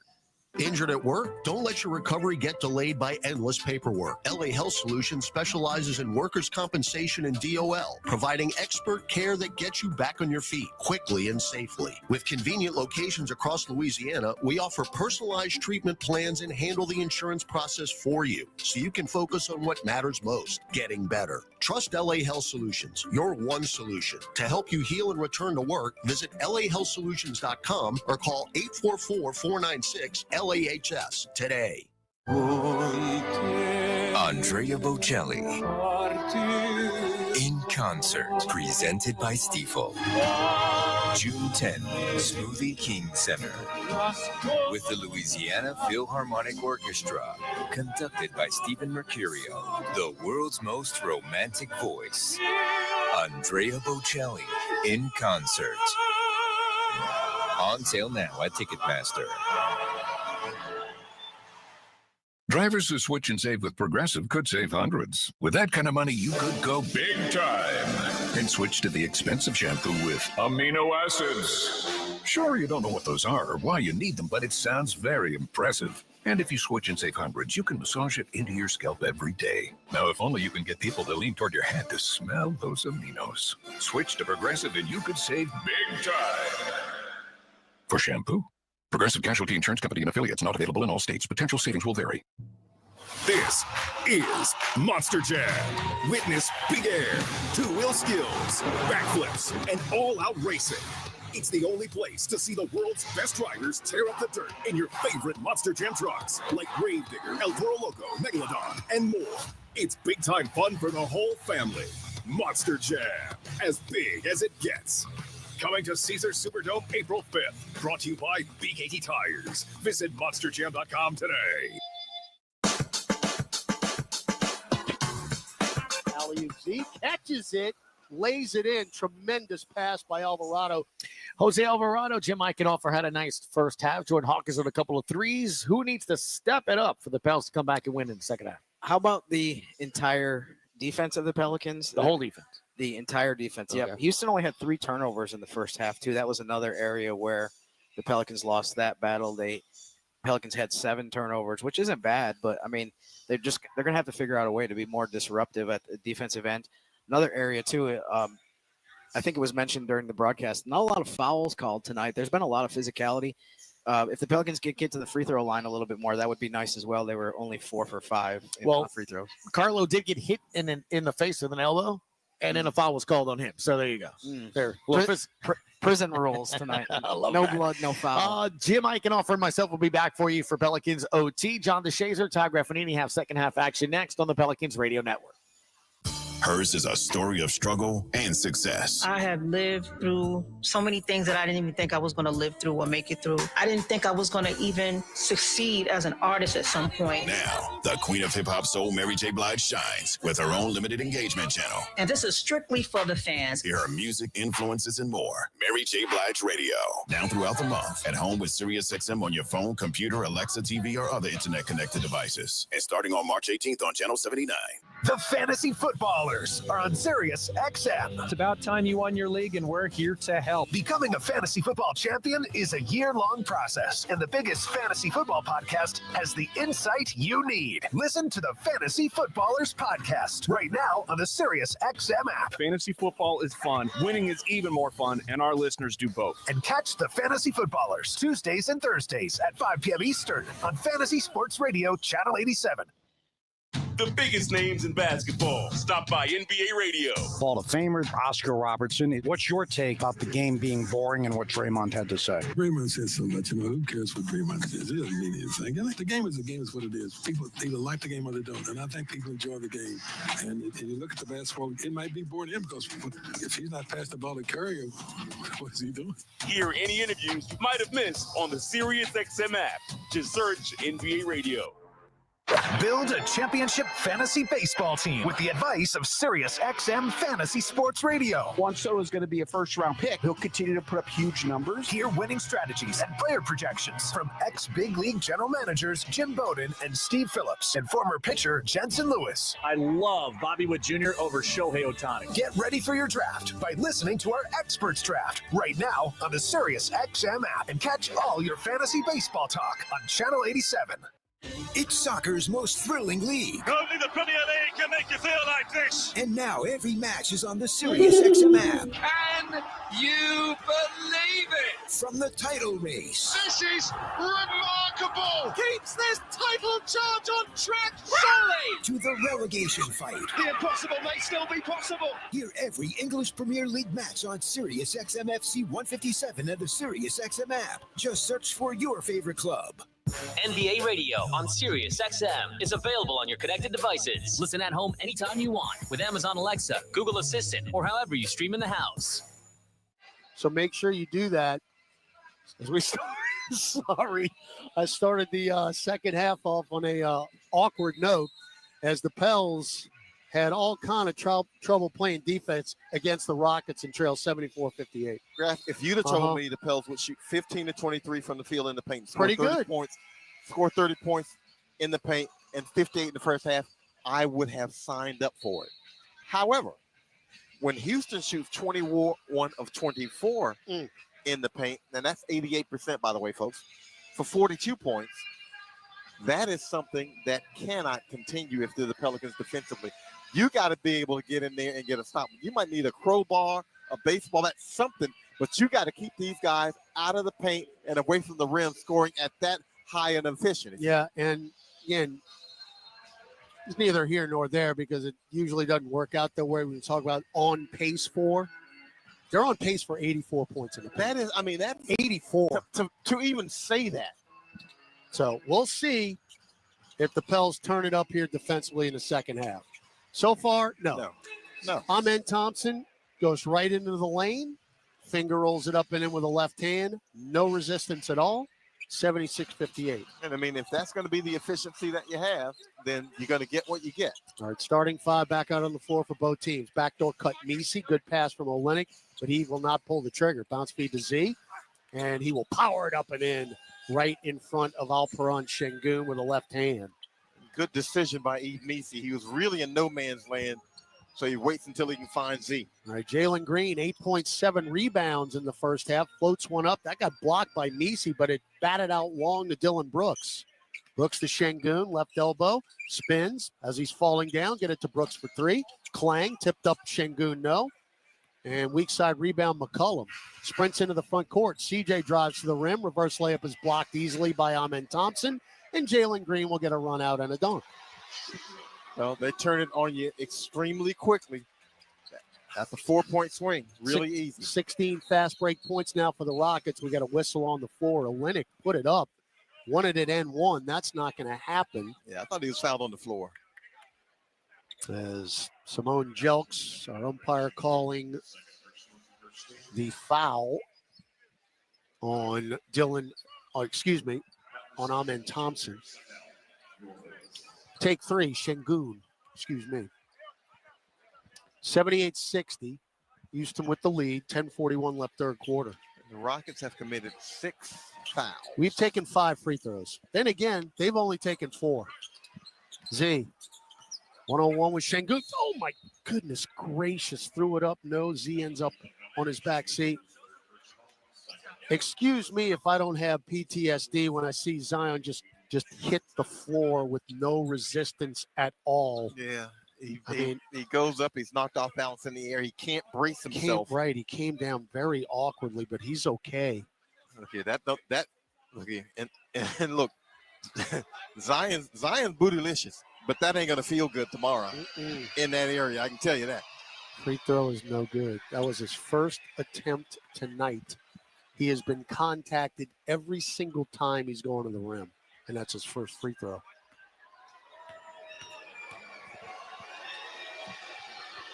With the frequency we are going to the line, you better make them if you get there, and he missed them both. You got to make them pay once it finally happens. Thompson goes coast to coast, kick it out to Eason, drives into the lane, and threw it out long to Green. Back to Eason, right wing. Pop a three right in front of Trey Murphy. Front iron, no good. Şengün tipped the rebound, Amen Thompson. Back to Brooks for three. Nope. Rebound, Trey Murphy lost it. You can't make this up. Murphy had the rebound, lost it, ended up belly to the court, and was out of bounds. Well, he's displeased about something. I don't know if he felt like he was contacted, but it looked like he was contacted to me. It looks like he just fell. He had the ball. So Rockets will get it back. 10-17 left third quarter. Pels down by 18. I mean, this hasn't been close since the opening tip. No, they have really hasn't been. They have essentially had their way. All right, Green pick from Şengün. Stop pop left wing three. Brick rebound Şengün. Strip. And it's out of bounds off of us. Olynyk saying that's off Şengün. And Simone Jelks is being lobbied by both Kelly Olynyk and Alperen Şengün. The Rockets will win the argument. Olynyk cannot believe it. The way he reacted, I was feeling. And then Şengün just throws an elbow right at Olynyk's chest, clear space, and dunks. Why not? 12 for Şengün. And stares at that. Z powers up on Şengün. This is a finger roll, followed up and in by Williamson on the weak side. Z gave Şengün a little bit of his own punished him on the way, didn't convert the layup, but you get the bucket out of there. Zion 6 of 10 from the floor. Thursday night he was 5 for 15. He'll go to the line. That was you got to be able to stop something. And they have not stopped anything. That's the thing. You can't even recall 3 consecutive stops in the ball game. I mean, now you take them down from 3-point range from 9 to 26. That's respectable defensively. But when you're giving up 48 points in the paint, free throw by Green is good. You know, all the work you've done is pretty much kind of over with because they don't need to make threes if they're going to score that often and that efficiently in the paint. Jalen Green, his 4th year. Last 5 games against us, averaging 24 a game. Of course, that got cut down dramatically with only the 9-point effort Thursday night. Tonight he's got 12. Zion hard into the rim, misses a layup, and Eve Meesey tipped it straight up in the air, and the basketball gods answered. That went down. I couldn't tell if he tapped it or Dylan Brooks tapped it. I think it was Meesey. He'll get it. He got the credit for it. Yes, he did. 82-64. Şengün knocked by Olynyk. No blood, no foul. And Kelly might have gotten a partial block on that one. Well, Olynyk and Şengün now going one-on-one. Yeah, I think mano a mano. We're going to get real testy in a little bit. Inbound to Green, baseline jumper. So now he's going to get it going here. He sees one go down. That is an igniter. So Green now leads the Rockets with 14 points. And we're down 20 again. Olynyk threw it to McCollum, who wasn't there. CJ faked him out. Yep, goes right into our bench. CJ faked him out. CJ was in the corner, and he got a little pressure, so he does a juke, moves up the sideline, and Kelly Olynyk threw it to the corner where he was. 8 turns for the Pelicans. Green starts, stops, drives. Z cut him off. Backdoor cut Tara Eason. Gets to the rim. Blocked by Trey Murphy. Now that is a very nice defensive sequence. Weak side help. Now Williamson, guarded by Dylan Brooks. Right-hand dribble drive. Lays it in. As that was a little bit of a slalom move there by Williamson. There were 3 red jerseys in the paint. He avoided them all. Look, when he's aggressive offensively, you don't allow the defense to set, at least you can kind of survey him and get to where you want to get to. 8:05 left third quarter. Pels down 18 again. Brooks right angle. Now right block Şengün. There's the clear out. Now the double. Bounce feed to Brooks. Extra pass Green. Extra pass Eason. Left corner 3. Nope. Weak side rebound Şengün. Spins back. Behind the back. Bounce pass blindly. Right to Eason, who lays it in. That was nice. Yes, it was. That was very nice. So even when you stop him, you don't stop him. Now Zion drives in on Şengün, who flops. What are you yelling at, Alperon? You're in the restricted area. Yeah. Yikes. And Z is moving to the side of him to get around so he can't get the angle for that block. No, he's not in the restricted area, actually. Let's see. They're going to challenge. This is a 50-50. He was in the restricted area because he went back 5 feet. So Ime Udoka going to challenge this. We'll see what happens. 7:36 left in the third. Pels down 20 on the Pelicans Radio Network. Injured at work? Don't let your recovery get delayed by endless paperwork. LA Health Solutions specializes in workers' compensation and DOL, providing expert care that gets you back on your feet quickly and safely. With convenient locations across Louisiana, we offer personalized treatment plans and handle the insurance process for you so you can focus on what matters most, getting better. Trust LA Health Solutions, your one solution. To help you heal and return to work, visit lahealthsolutions.com or call 844-496-LAHS today. This is old number 8, Archie Manning. Join me at Manning's Sports Bar and Grill with award-winning burgers, 24 beers on tap, craft cocktails, 13-foot mega screens, plus recliners. Manning's Sports Bar and Grill is where you'll catch me watching the games. Ready to be a legend of your own game? Head on over to Caesars for 24/7 action-packed gaming where the tables are hot, the dice are fast, and the slots are generous. Remember, you can't win if you don't play. Must be 21 or older to enter casino and gamble. Knowing to stop before you start. Gambling problem? Call 1-800-GAMBLER. You can start a rewarding career as an emergency medical technician sooner than you think. The National EMS Academy, a division of Acadian Ambulance, can train you in just 12 weeks at their campuses in Alexandria, Baton Rouge, Covington, Lafayette, Lake Charles, New Orleans, and Thibodaux. Students who complete the class and pass the National Registry exam are eligible to work for Acadian Ambulance. Classes start soon. Learn more at becomeamedic.com. 3 dribbles, front court, got to put it up. Lefty 3 at the bunker. Left wing. Hawkeye. Now, here's Todd Graffanini and John DeShazer. Join the Pelicans at the Caesar Superdome for STEM Fest, presented by Chevron. That'll be next Saturday, March 15th. Teachers, parents, and students of all ages are invited to experience this event, featuring interactive demonstrations, live performances, and more. Tickets start at $20 and include a ticket to an upcoming Pels game. More info, visit pelicans.com/STEMFest. We're in the third quarter. Rockets have outscored the Pelicans 12-8. They have maintained a 20-point lead, 86-66. And the challenge, it appears, is successful for the Rockets. Yeah, we went back and forth on kind of 50-50. It looked like Şengün got in position. Then it looked like he shifted a little bit at the end. And Houston will get the ball. So Pels 8 points in the quarter. Zion's got 6 of them, 3 of 5 from the field. All right, Rockets with Jalen Green, Amen Thompson, Alperon Şengün, Dylan Brooks, and Tari Eason. They're starting 5. Thompson had it stripped. Good job there by Z. Taken by McCollum. CJ, hounded by Amen Thompson, chested over right wing to Kelly Olynyk. Olynyk now top of the key, Zion. Z taking it right at Tari Eason, and we'll lay it in. Look, if they're not going to double team him, if he moves quickly, he can get to the basket and he can get an easy look. Now, of course, you're down 20, so they're not in a real urgency of double teaming you. 16 for Z, 8 of 13 from the floor. Pels down 18. Green, hook pass deflected by McCollum, but Şengün, right place, right time again. Now Green, hard to the rack. Dump it off to Thompson. Extra pass, Eason, back to the dotted line. Throw it out to Thompson, right angle 3. Front iron no good. Tipped up by Tari Eason and in. I mean, keeping him out has been impossible. 88-68. Z again in. Missed the layup. Followed up and in by Yves Missi.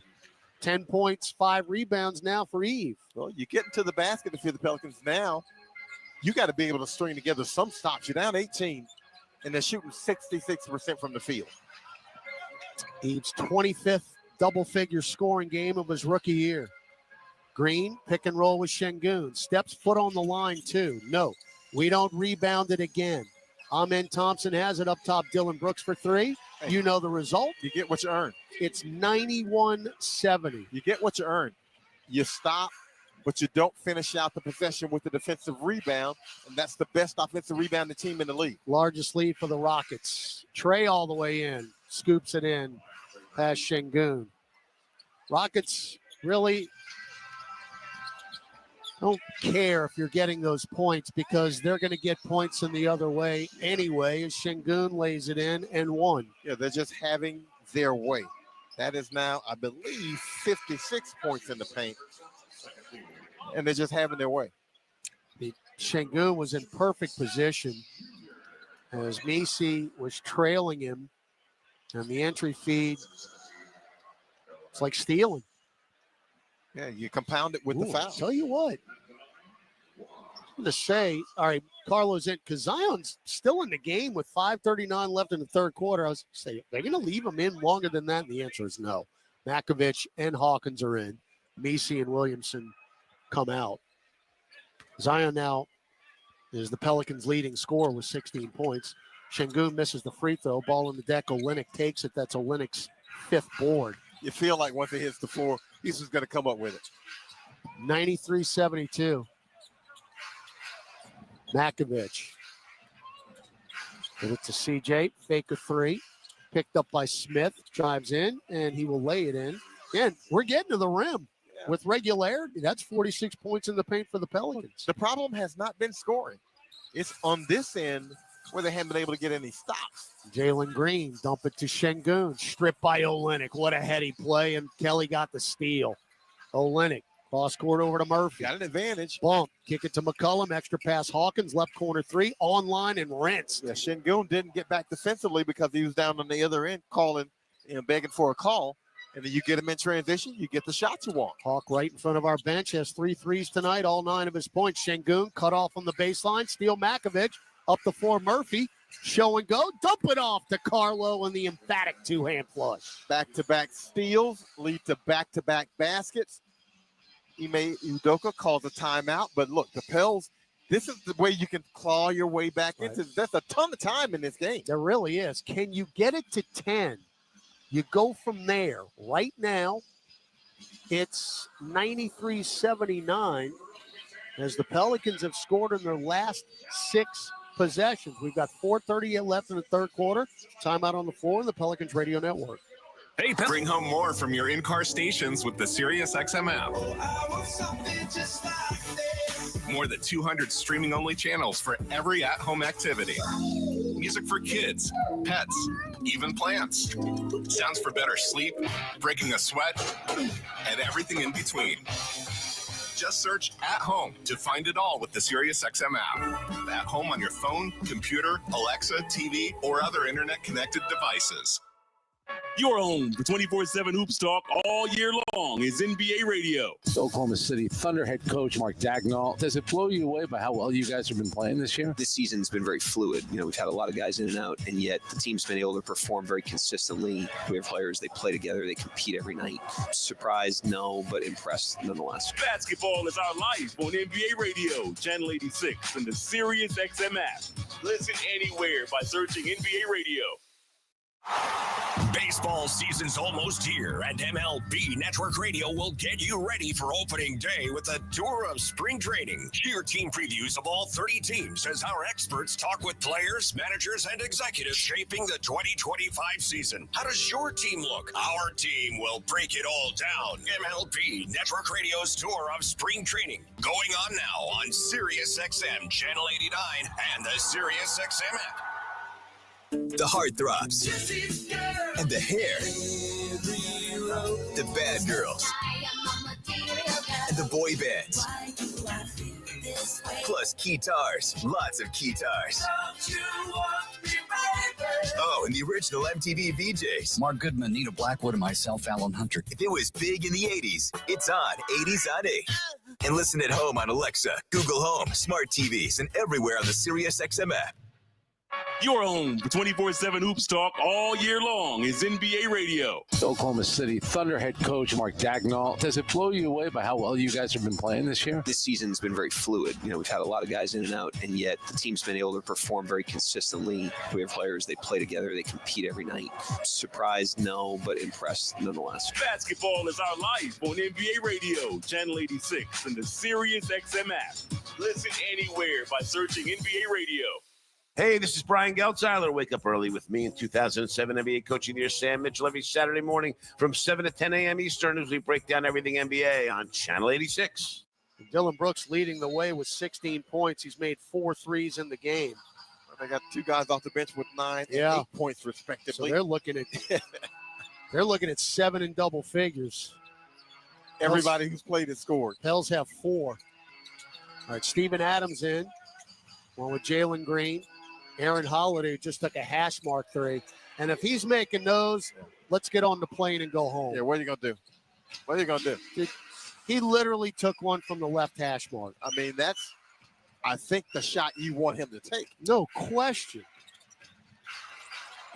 96-79. Hawkins dump it off to Olynyk. Kelly, left hand dribble drive, spins right, drives in, misses the layup, got contact and no call. Back up the floor, good job by McCollum. Intercepted a pass from Aaron Holiday. In the lane, hustling is Trey Murphy, driving hard. Foul on Holiday, shot no good. Boy, Holiday took a knee to the chest for his trouble. Boy, he took a knee to the chest, and Kelly Olynyk kind of steered him into path. And Ime Udoka is going to challenge this. Kind of steered him into path to draw that foul. That might be a look at Kelly Olynyk on that one. So Udoka, who just won a challenge. And I think that's exactly what Udoka just signaled to the officials, that Kelly Olynyk pushed Holiday, and that might have been the root of the foul. All right, we'll check it in 60 seconds. 3:50 to go, third quarter. Pels down 96-79 on the Pelicans Radio Network.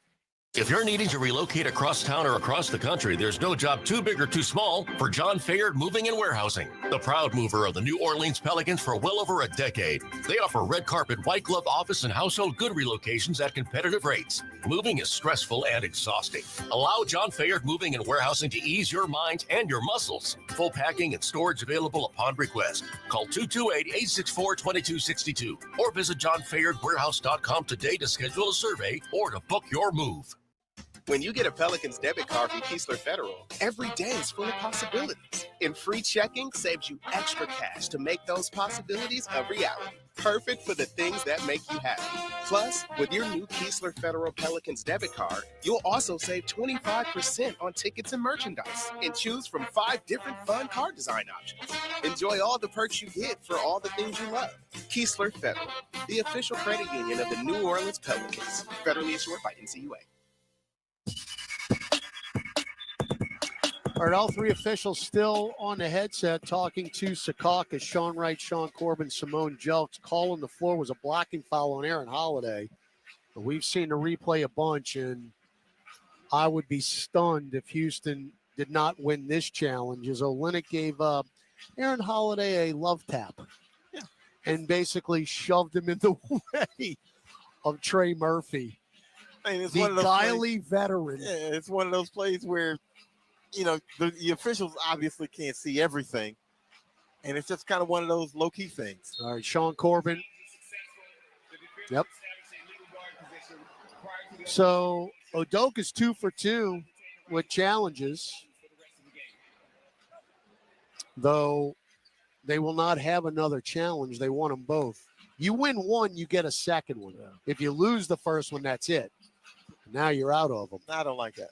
If you win, if you win challenges, you should get them back. Yeah, if you win should always get them back. You should keep on being able to challenge. That just doesn't make sense. Either that or you cut it off at one. Period. Yeah, that just doesn't make sense to me. You win it, you win it. You lose it, you lose it. That's it. But why are you penalized if the officials make the wrong call? I'll never understand that. But that's just me and my partner and everybody else. Backdoor cut, Jabari Smith.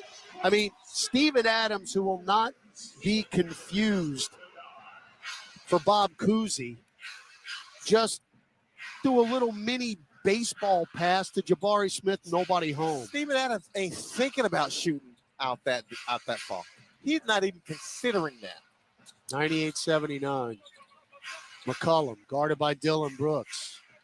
Crosses him over. Drives to the dotted line. Floater, rim glass no. Tipped up and in by Carlo. 98-81. Makovich. Now with 6 points off the bench, 3 rebounds. Green. Handoff from Adams. Gets to the left elbow. Drives to the restricted arc. Lefty scoop. Nope. Ball deflected out. Taken by Jordan Hawkins. Get it to Murphy. Front court left. Trey. No look pass to Carlo, but he didn't pass it. Shovel back to Hawkins. Back to Carlo. Left elbow. Whipple it to JRE. Right corner 3. Brick. And the rebound to Holiday. Carlo Makovich is wide open. Right at the elbow of the wing. I mean, wide open. Now Holiday for 3. Yep. That's got to be a season high for him. It's got to be. No, he tied it. 4 made threes. Trey to the rack. Lefty layup. No, he has had a bad night. Taken by Smith. Smith get it to Holiday. This is for the season high around and out. And the rebound, McCollum. Whip it front court to Murphy. Trey had a shot. Brooks closed him out. Up top, CJ. He won't pass that one up straight away. That hit the glass first. And run down in the far corner by Steven Adams. 1:50 to go, third quarter. Pelicans down by 20. Brooks for 3. Make it down by 23. Willie Green will take a timeout. Just walked into a 3. Largest lead. Lights out. Pels have no interest in climbing back into this. So 60-second break, 1:48 left in the third, 104-81 Houston on the Pelicans Radio Network. I'm Clint Romig with Marsh McLennan Agency. We provide business insurance, employee health and benefits, and private client insurance solutions to organizations and individuals. We combine the personalized service model of a local consultant with the global resources of the world's largest insurance broker, Marsh McLennan. Here in New Orleans, we have deep roots throughout Southeast Louisiana that go back over 80 years. At Marsh McLennan Agency, we know more than just insurance. We know New Orleans. Marsh McLennan Agency is a proud partner of the New Orleans Pelicans. Visit us today at marshmma.com. Caesars Sportsbook is the only sportsbook app with Caesars rewards. Win or lose, every bet you place brings you closer to the types of perks only Caesars can offer. Download the app using promo code SAINTSDYW. Place your first bet of $1 or more for a chance to double your winnings on your next 10 bets. 21 or older. New users only. Not available in prohibited parishes. Licensed through Horseshoe Bossier City and Caesars New Orleans. Max bet $25 for boosted winnings. Max additional winnings $2,500 per bet. Profit boost tokens expire 14 days after receipt. For terms, visit Caesars.com/promos. Gambling problem? Call 1-800-GAMBLER.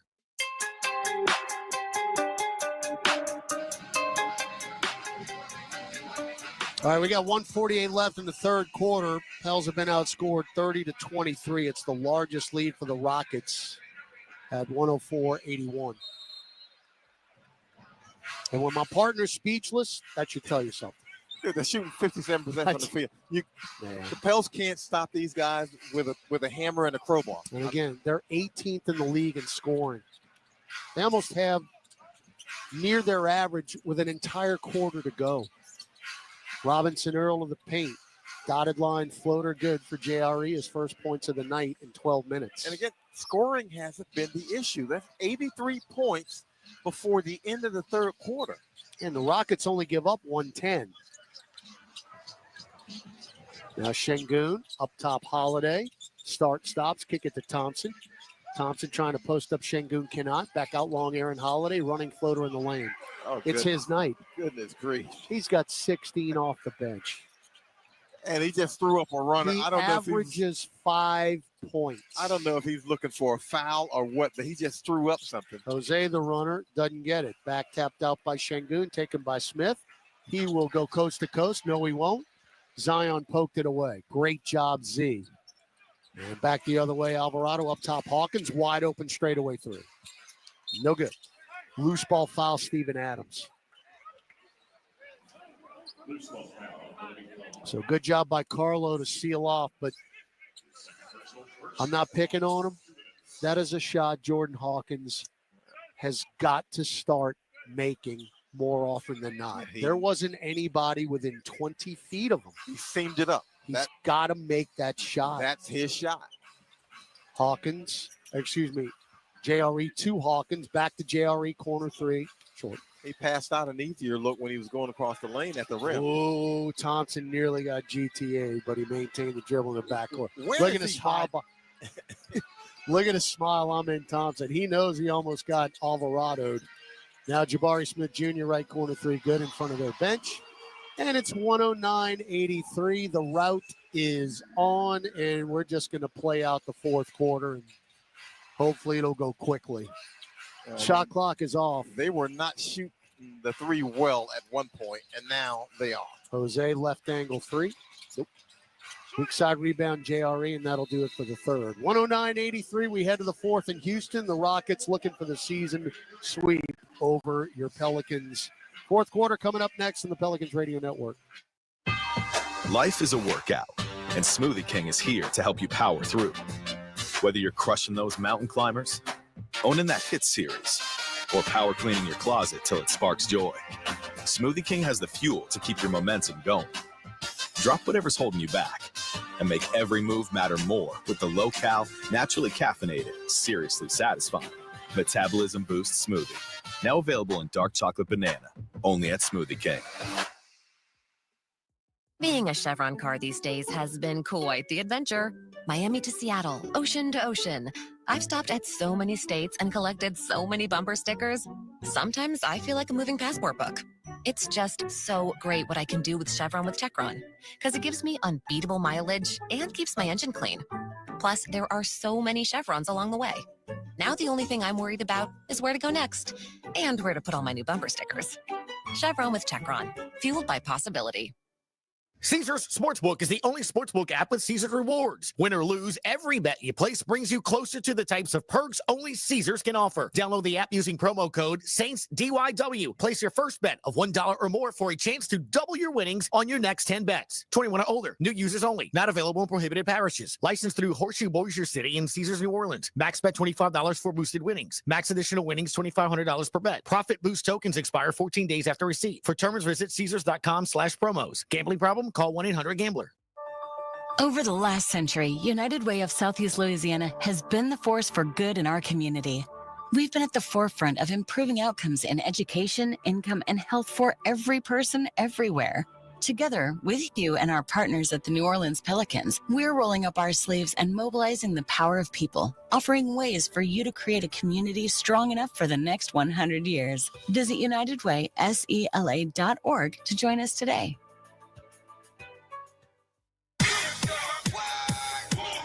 Now Murphy spins away from Pochevsky. Yes, sir, and dunks it down. What a move by Kenneth Murphy III.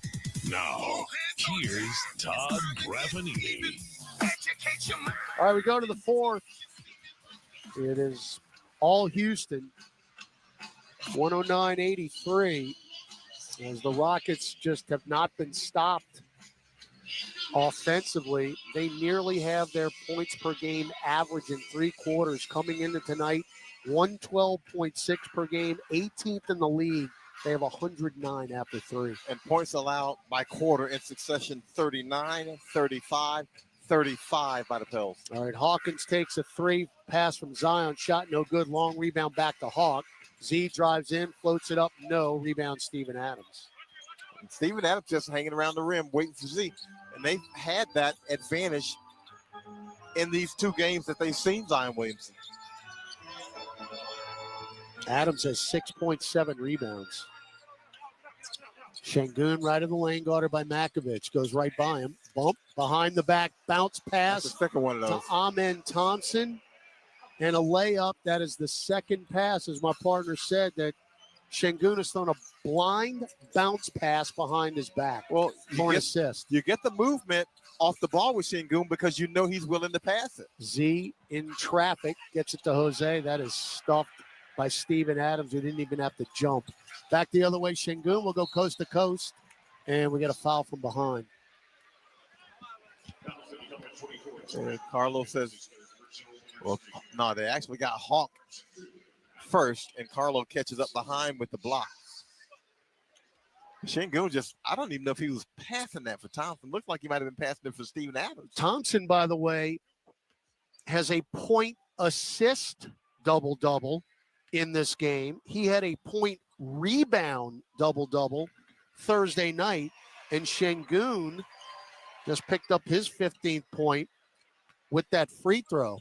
Amen Thompson is having himself a tremendous second half of the season. That's his 19th double-double now.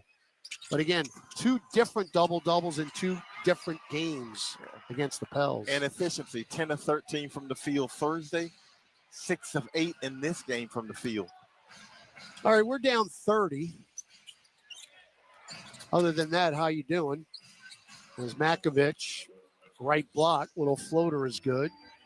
So let's pad some stats here. Carlo's got 8 points now. But nobody really in double-double territory other than Alvarado. As Aaron Holiday makes another long 2. He's got 18 to the rim. Z missed the layup. It's been a frustrating 2 games for Z. He will not be playing tomorrow night against Memphis. Yeah. Now, a lot of these are his shots. Şengün just went right by Carlo. Weak side help. Zion block shot, foul. Now they're going to start blowing whistles in the 4th quarter. Both teams have not hit double-digit free throw attempts yet until this. Let's not prolong the agony here. Yeah, if you hadn't been calling it in the first 3 quarters, there's no need to really start that now. Şengün, 16 points, 5 rebounds, 6 assists in 29 minutes. Free throw is good. The Turk. Murphy, McCollum in. Hawkins, JRE out. I would imagine, even though Zion's at 25 minutes, you're down 30. He played 32 minutes on Thursday. Yeah. Which was, I've looked it up. His season high for minutes was 37. You know what game he did it? The night he got hurt against Indiana. Wow. Look, this 28 to 32 minutes has worked. Yes, it has. It has worked. He ain't going to play 37 minutes again. No. Literally the night he got hurt is the most minutes he's played this year. All right, Z drives on Adams, gets to the rim, lays it in. Adams didn't want any part of it. Yeah, well, that's the one guy physically that can drive into Steven Adams, bump Steven Adams, and Steven Adams has to back up. Z 18, but it's been hard earned. He's 9 of 17. Adams right-handed hook in the lane, no. Tipped up, volleyball. Makovich tapped it. He had a rebound, and they got it back. Now Holiday bump, throws it up, no. Ball on the deck taken by McCollum. Rebound the ball. Intercepted Şengün on a cross-court pass. Spins on Makovich, misses the dunk. Carlo fouled him. Yeah, we've had a lot of plays that have been the epitome of this game. That being the latest one.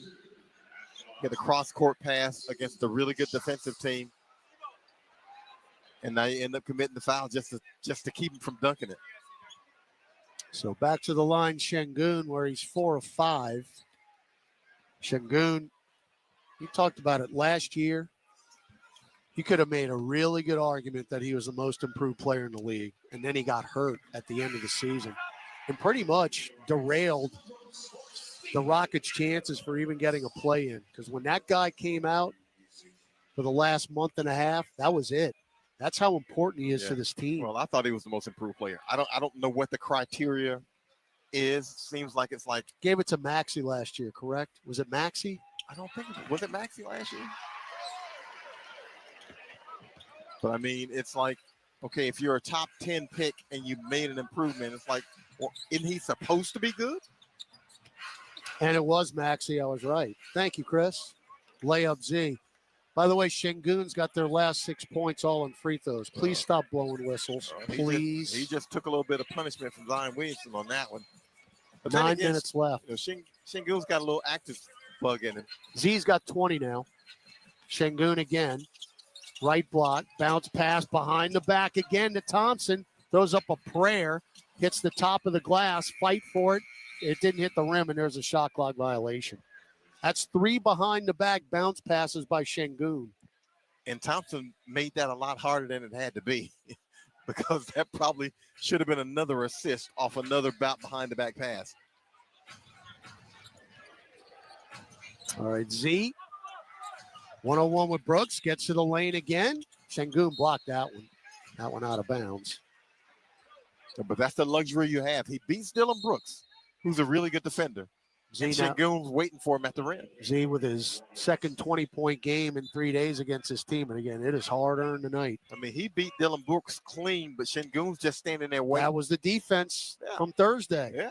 Beat Dillon Brooks off the dribble, and then Şengün's there to play center field and knock Zion. If you call a foul, they call a foul. If not, Inbound to McCollum with 10. CJ, 1-on-1 with Amen Thompson. Crosses him over. Thompson is having none of it. Now gets to the slashing Jose and throws up a running floater in the lane. And Alvarado now with 17 points. It's hard to tell if that was a shot or a lob from the beginning. 119-91, 8:10 to go. Dillon Brooks steps back, left wing 3.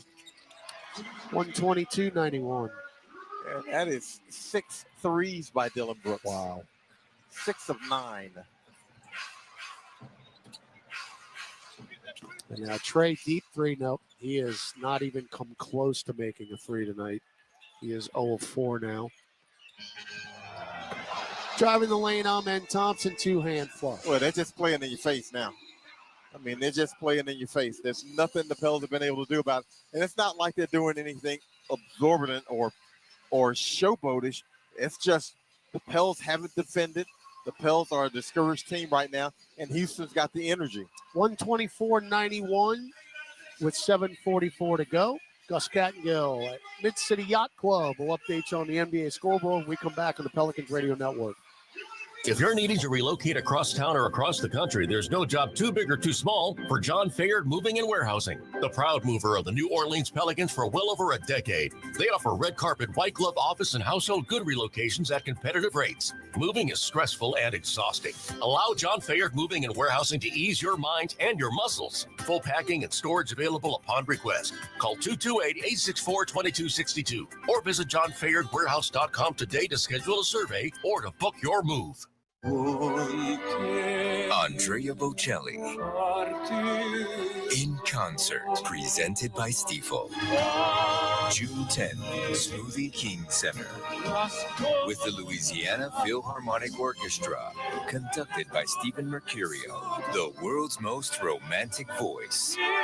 Andrea Bocelli in concert.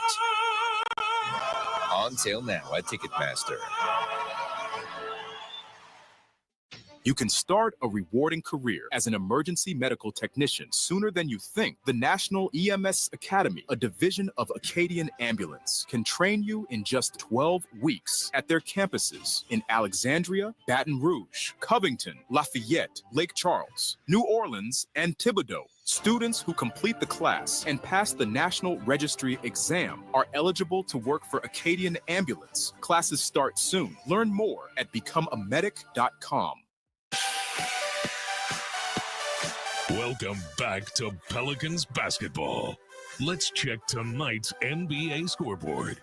We have a final in Charlotte, 105-102. Hornets over the Nets, and we're underway in Boston, 3:50 in the first. 23-23 Celtics and Lakers, a full NBA scoreboard. We come back to Mid-City Yacht Club for Pelicans OT. Guys, back to y'all. All right, thanks, Gus. Hopefully y'all are having a better time than we are here, because it has not been a lot of fun if you're a Pelicans fan in the Toyota Center, where the Rockets have led wire to wire, and it has not really been much of a contest. It is a 33-point lead right now for the Rockets, 124-91, 7:44 to go. And it essentially has been the Pels have not been able to keep them from putting the ball in the hoop. They're shooting 58% from the field, and the Pels are at 48% from the field. That kind of gap, especially when you have a sizable attempt gap, is going to work in their favor. All right, Jamal Cain is checked in for the Pels. He takes a right corner three. That's no good. Taken by the Rockets, who still have their frontline guys in the ball game. Well, Cam Whitmore's checked in. He just lost it. Steal Jamal Cain, gets to the rack, blows the layup, followed up and in by Trey Murphy.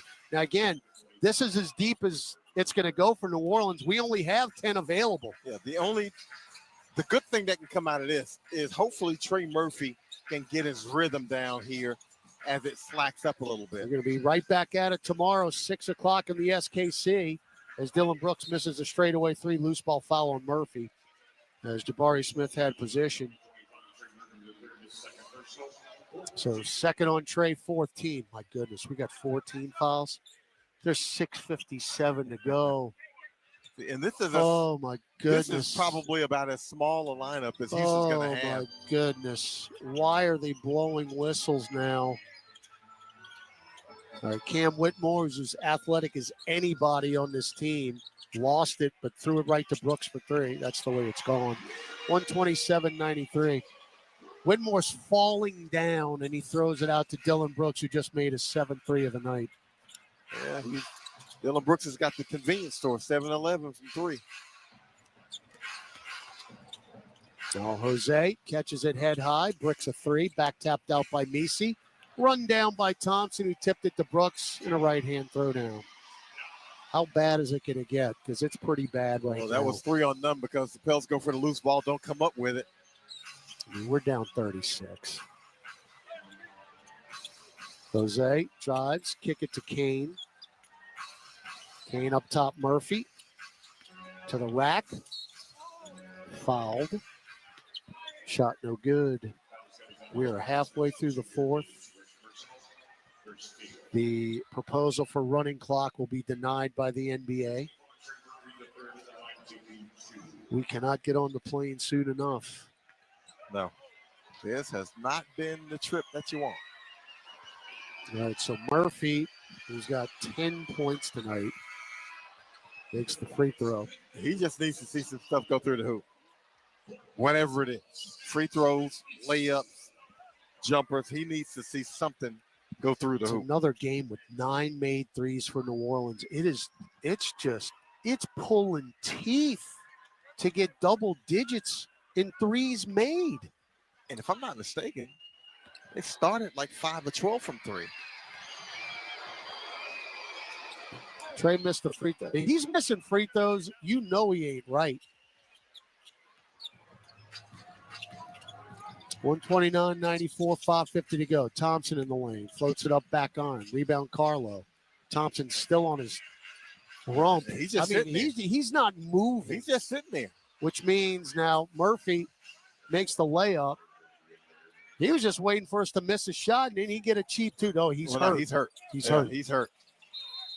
Well, I tell you what, if he's hurt, and it appears he is, that is not good news for the Rockets because right now, Ahmed Thompson is their best player. Well, he is injured now. Teammates go and help him up, and now he's in the locker room. He's limping to the locker room though. He is not well.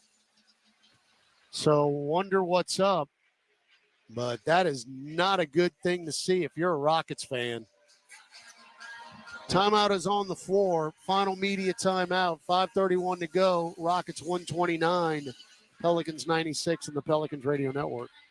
This is the starting lineup with Frank Isola and Brian Scalabrine. What is the point of having Devin Booker there so he could score 70 points? And we're like celebrating that again? Are we going back to that? Devin Booker deserves more than that. Maybe I'm wrong, but I think he's a baller. I think people would want him. And I think people would give up assets to get a guy like that. But they trade Durant for a young player. How long before the Phoenix Suns are relevant again? Listen to Brian Scalabrine on the starting lineup. Weekday mornings from 7 to 10 Eastern on Sirius XM NBA Radio Channel 86 in the car. And anytime on the Sirius XM app. The best golfers in the world are returning to the stadium course for the Players' Championship. And you can hear all the action on Sirius XM PGA Tour Radio. Racing towards the flag. This is a good-looking shot. Rory McIlroy. All next week, we have coverage from TPC Sawgrass with analysis and player interviews and play-by-play coverage starting Thursday the 13th at 12 p.m. Eastern. Yes! The Eagle lands from the bunker. Scheffler. Hear the Players' Championship, Channel 92, and on the Sirius XM app. It's Lady Gaga. Let the mayhem begin. Welcome to Gaga Radio. Explore themes of chaos and transformation. I'm taking over exclusively on Sirius XM. A channel featuring her personal picks. To you, from me. And exclusive stories from her new album, Mayhem. Gaga Radio. For a limited time. Now on Channel 15. Or at home on your phone, computer, Alexa, TV, or other internet-connected devices. NBA Radio on Sirius XM is available on your connected devices. Listen at home anytime you want with Amazon Alexa, Google Assistant, or however you stream in the house. Have a whole lot more. At least Trey Murphy scored the last 5 for the Pelicans, but now what you don't want to see is Ahmed Thompson limp off and go to the locker room. That is what you don't want to see. You don't want to see any of that. But we just thought that he didn't want to get back because of score and then he maybe get a cheap bucket, but something happened, it appears, to him when he was driving to the hoop. He was 1 rebound away from a triple-double tonight. As I said before we went to break, he has been their best player in the last 40 ball games, and it hadn't been close. I mean, he's been a guy who has been super productive. And you don't like to see a guy get injured in that situation. All right, 3 ball by Nate Williams, who just checked in. Bench officially emptied for the Rockets. Ooh, boy, Eve, what a beautiful spin move in the lane. Lays it in over the Aussie Jock Landale, who just checked in. See, that's the move you want to see Eve make earlier in the game, be that kind of aggressive, regardless of who it is. 12 points for Messi. Cam Whitmore in, along with Nate Williams, who takes another 3 and buries that. Nate's like, look, I ain't out here to pass now. I got stats I need to Nate get. Williams doing his personal Colin Gillespie imitation. Oh, my goodness. Now JRE running lefty floater off the glass and in. It is, I'm going to get mine time now, 132-100. Yeah, all these guys are out here to get some numbers. Cam Whitmore to the rack. There's the foul, and we're over the limit. This is going to be a long 4 minutes, 38 seconds, partner. Well, this is the old defend without fouling. Please. By the way, Nate Williams, his third year out of Buffalo, he was a two-way player this year and signed a standard contract on March 3rd. So congrats to him. That's a long road for you when you're a two-way and then you sign that contract. You think about what Brandon Boston did just about a week ago for New Orleans. Brandon Boston, who stress reaction. Yeah. And reevaluate in another couple of weeks. Yeah, we're going to see him the rest of the year because that's nothing to mess around with, especially this late in the season. Hawkins to the rack, blocked by Landale. Don't start blowing whistles. Landale They let everything go for 3 quarters, and now they're getting whistle happy here in a 34-point game. Now Hawkins will take it. I didn't see a whole lot there. I think he swings I'm down. just being selfish. Yeah, swings down and gets him on the right arm. But, we were, I heard Jim call it prison ball. We were prison ball for a while. Everything goes. No blood, no foul. All right. Yep. Hawkins missed the free throw, and it's bricks for burgers time. What a burger. No, sir. Oh, Hawk. So what do they get? Hawk says, be hungry. You get a free burger? Hawk says, starve. I don't care. What a burger's Big Tom. Hawk says, buy your own burger. All right. Temple rubbing time as Jamal Cain fouls Aaron Holiday 45 feet from the bucket. Well, sometimes it's KYP, know your personnel. Sometimes it's KYS, know your situation. And your situation is you want to get out of here. You're down 34, and it has not been a night. So you want the clock to run. Tell you what, we might give up a season high in points. It's getting there. 143 is the season high for our opponents. There's 4 minutes left. Cain just splashes a left wing three. I mean, John, you can't assume the future, but we could kind of see that coming in the first 5 minutes of the game tonight. Yeah. Well, you couldn't get – Pels didn't get any stops. Like, literally didn't get any stops. Whitmore, get it over to Holiday for 3. Front iron, no good. Hawkins can't rebound it. It's almost just as well because if he'd have saved it, it would have gone right to Holiday. Holiday has 4 threes. Dylan Brooks has 7 threes. His season high is 8. Actually, his season high is 10, so he didn't get there tonight. 27 for Dylan Brooks. They're 17 of 38 from 3. Oh, man.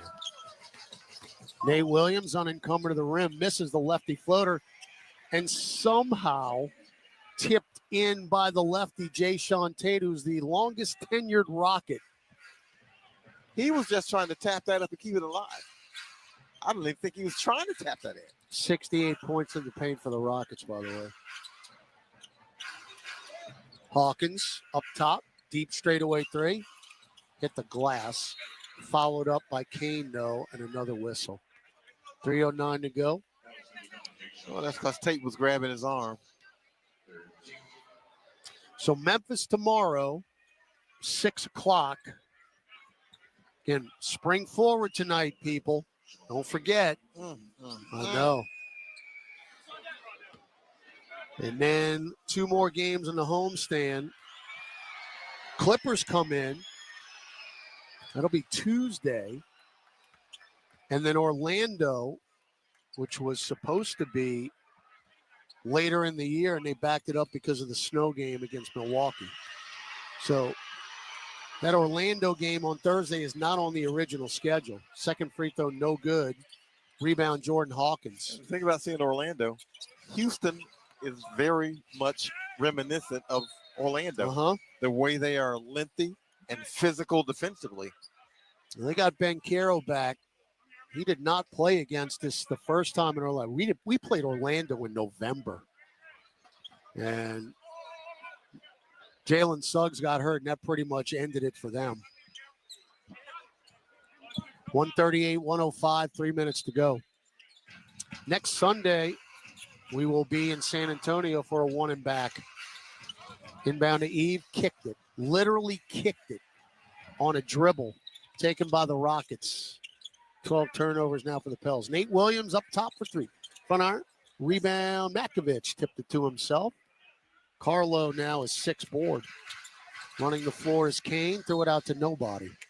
He was pushed out of bounds by Nate Williams, tried to maintain balance to get it out to Robinson Earl in the right corner, and too much momentum. We're at the point where the officials should be trying to get out of here as much as Do not us. blow any whistles. 3 ball taken by Whitmore, no.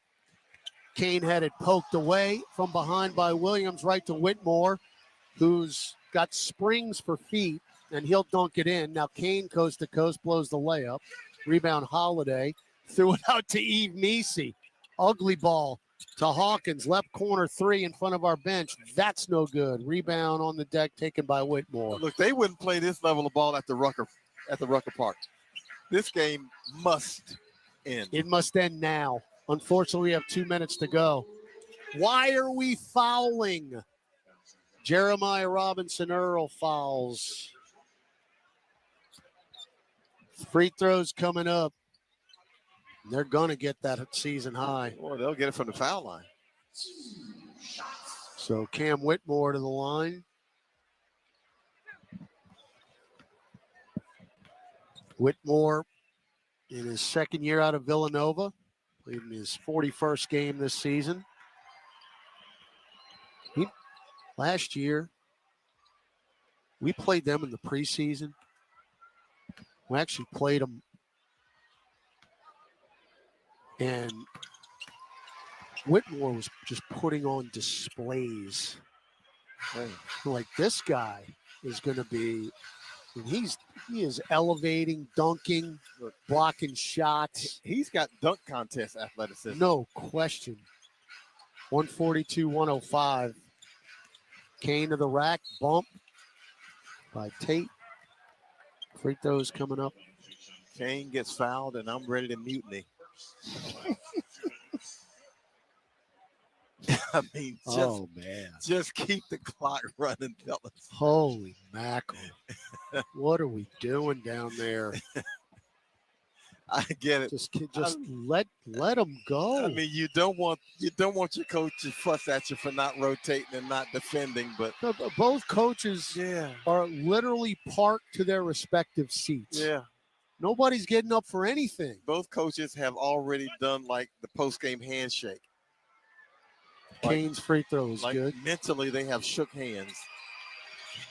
Second one, no good. Rebound Carlo. That was a foul. He didn't call it. And then an N one. Now we're just Are they getting paid by the whistle down there? Because it certainly appears so.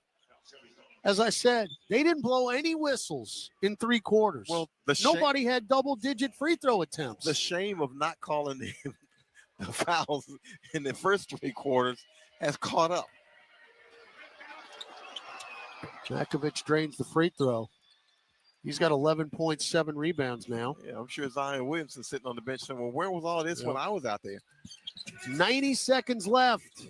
Whitmore, backdoor cut, rears back, touches the shoulder blades, and dunks it down. I'm telling you, he's got springs. Just wonderful athleticism. And that's the most points that the Pelicans have given up this season. 144 to the Rockets. Misi, 101 with Landale. Lay it in. 14 points for Misi. And it's the Rockets' highest output of the year as well. Again, why not? When you're averaging 112, Holiday just missed another layup. They got 72 points in the paint. They got 72 in the paint. They got 7 players in double figures. If Whitmore gets another one, it will be 8. That being said, we've got 70 as Hawkins just banked in a 3. It evened out in the paint. It doesn't feel like it evened out, but it evened out. So Hawkins had no business making that shot, but he did. He's got 4 threes, 13 points. 40 seconds to go. Pels down 144, 114. What are we doing? Kane just fouled Aaron Holiday. Kane- Jay Sean Tate, 6 feet beyond the three-point arc. Even more head scratching. Why are we blowing the whistle? Well, you got to. He fouled him so Why? blatant. He fouled him so blatant. You had to call. The question being, why did Jamal Kane commit that foul? To give his team a 2-for-1. We got 37 seconds. That's all I can come up with. No, let's make this a 1-for-1, and let's find the bus. JRE got away with a travel. Spins at the block. No good. Rebound Misi. Back to JRE. Left corner three. Good. And hopefully that'll be the last points we score, and hopefully the Rockets will dribble it out, and they will. Never a doubt in this one. The Rockets go wire to wire and will sweep the season series. They will remain 5th in the Western Conference, now a half game back of the Memphis Grizzlies, who we will see tomorrow in the Smoothie King Center. There's your final horn. Final score from Houston. The Rockets 146, the Pelicans 117. That's all I got for you. And this wasn't even quite the physical bump and grind that I thought it was going to be, because that's the way the Rockets play. But the Pelicans put up no resistance in this game from start to finish. The resistance wasn't there. And that's something that's got to be rectified in a hurry, because Memphis is coming to New Orleans. And the Grizzlies can score the basketball. They've got a lot of guys who put the ball in the hoop. And if the Pels put up this kind of defensive effort again, it's going to be another 130, 140 points that they allow. So they've got some things that have to be rectified through a walkthrough, because it can't be rectified through a practice, because you ain't got time for that. No, and here's the other thing. You played a team that is trying to hang in the top 6 in the Houston Rockets in the last 2 games. Well, Memphis is trying to do the exact same thing. They're trying to maintain home court advantage over the Rockets. The Rockets are in 5th. Memphis is a half game ahead of them. So you're going to play another desperate team on Sunday night in New Orleans at 6 o'clock. And oh, by the way, the Clippers are desperate too, and they're coming in on Tuesday. So you're playing teams that are in the playoffs or trying to get into the playoffs and avoid the play-in. So if you don't bring it, you could see more of this. You better bring it tomorrow night. And we said that. They're playing teams who have ratcheted up the intensity, because those teams are jockeying for playoff spots. And if you're the Pelicans, you only got 17 wins. But if you start feeling sorry for yourself and you start checking out, these are the kinds of results that can happen when you're playing teams that are hunting, and those teams are on the hunt right now. They are not teams that are looking at the lottery. They're teams that are on the hunt, trying to get into the playoffs, trying to make some noise, feeling like if they get in and they get into a 7-game series, they have the stuff to be able to win a 7-game series. If you don't match that intensity, these are the kinds of results that can happen. Well, the Pels had 7 in double figures tonight. The Rockets also with 7. So both teams spread it out, but easy win for Houston. Big thanks to Kevin Munchow, who was our producer engineer on site. Mr. Adam Pena was our statistician. Stick around. Pelicans OT coming up. Gus Kattengill and Jim Eichenhofer. They're at Mid-City Yacht Club. Of course, my partner, John DeShazer. And in the Smoothie King studio, all by his lonesome, is the conductor, Chris Moran.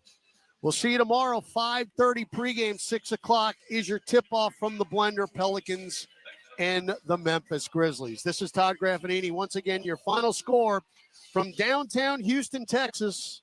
The Rockets, 146. The Pelicans, 117.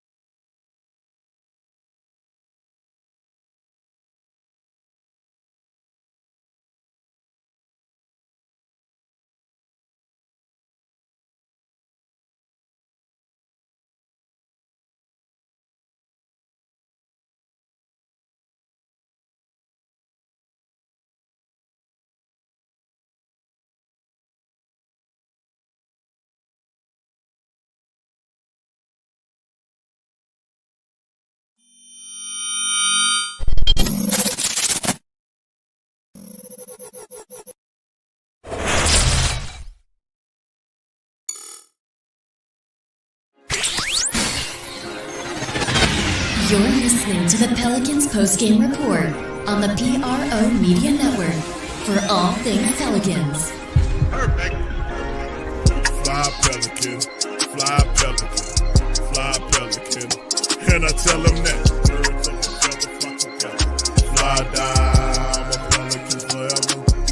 Yeah, ain't gon' lie, I feel flyer than I ever been. We stay ballin', this New Orleans, I'm a Pelican. It's going down in the nest, wild, wild west. Come in town and you best show us some respect. 3-point threat, I better make it rain. If it's something, don't jump stupid like your ankle sprain. Always said, never hate the player, hate the game. Jumpin' where the dame late, punch a train. Post game, big Q, talking about business. Bird gang, YouTube, they ain't flocking with us. Lock up the division mission, get into the finals. Finish competition, then it's going win the title. I know this flyer than you can get. Such a threat that the ref just might call a tag. You could double, you could press, but you can't check. Right, left, slide by you like a Eurostep.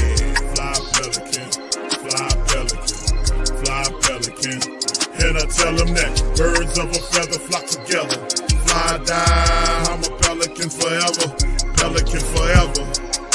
And never, and never, and never, and never, and never, and never say birds of a feather flock together. Yeah, fly down, I'm a Pelican forever, Pelican forever.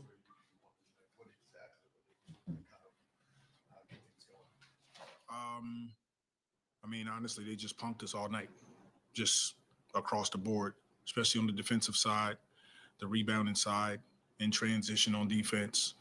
And, you know, I'm included. I'm in that too. Our approach to the game was poor. See the trending that way early on. It's not like it was, well, things got away in the third and fourth. It seemed to be going that way all night. Well, we, you know, called some timeouts, talked to their guys about our sense of urgency, but tonight is a night that we didn't bring it. You know, this is what it was, and that's what I told them. We didn't bring it. Our approach was poor, and we have to make a commitment that every game we're gonna step on the floor and attack. We didn't do it tonight. This is one of those better things when you play the next time. I know it's a road home back. It's not an ideal situation, but being able to get back on the floor so quickly. Yeah, you would like to.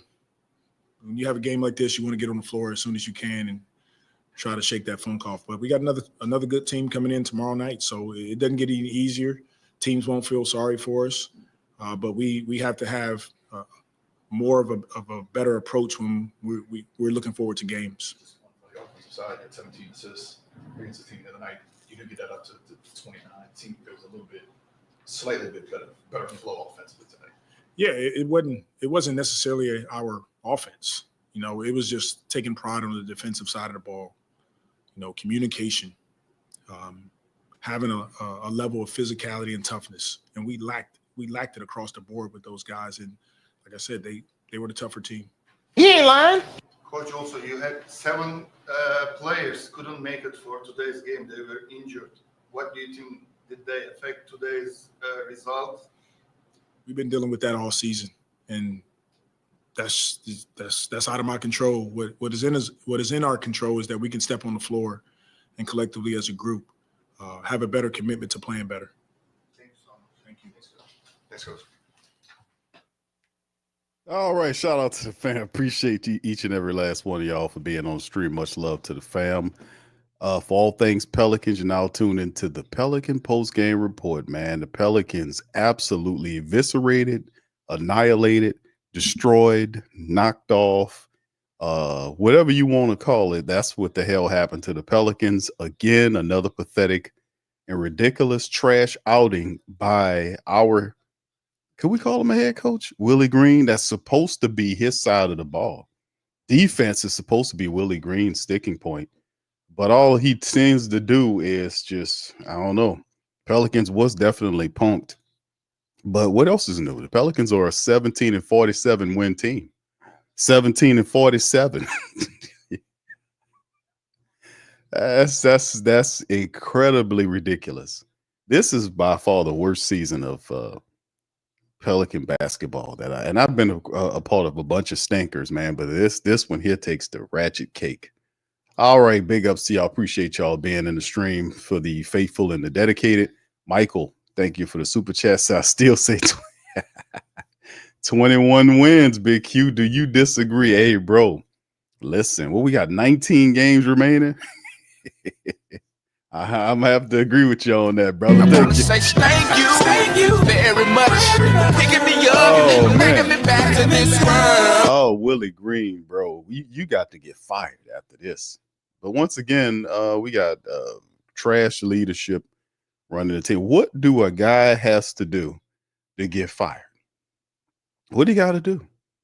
You know, what the hell does he got to do to get fired? But anyway, man, let's get into some of these stats, man. As well, big ups to you guys. Appreciate you being in the live. Not much to talk about this one. Now, I will open up the phone lines, man, to the family members tonight. See what y'all got to say. But this is ridiculous. But anyway, let's hit the stats up once again. Thank you, Michael. Appreciate that super chat, buddy. Appreciate you on that one. But yeah, the Pelicans stink, man. You know, I mean, it's the defensive effort tonight. The layup line they had going on. Thompson just cutting out of his control, just moving off ball. Pelicans not communicating. And that's nothing new. They did that pretty much all season long. And I don't know. It's just you see the stink and the funk of that. Willie Green is supposed to be a defensive guy. So I don't know. Anyway, 48 of 99 the Pelicans were tonight. 48.5% shooting from the field.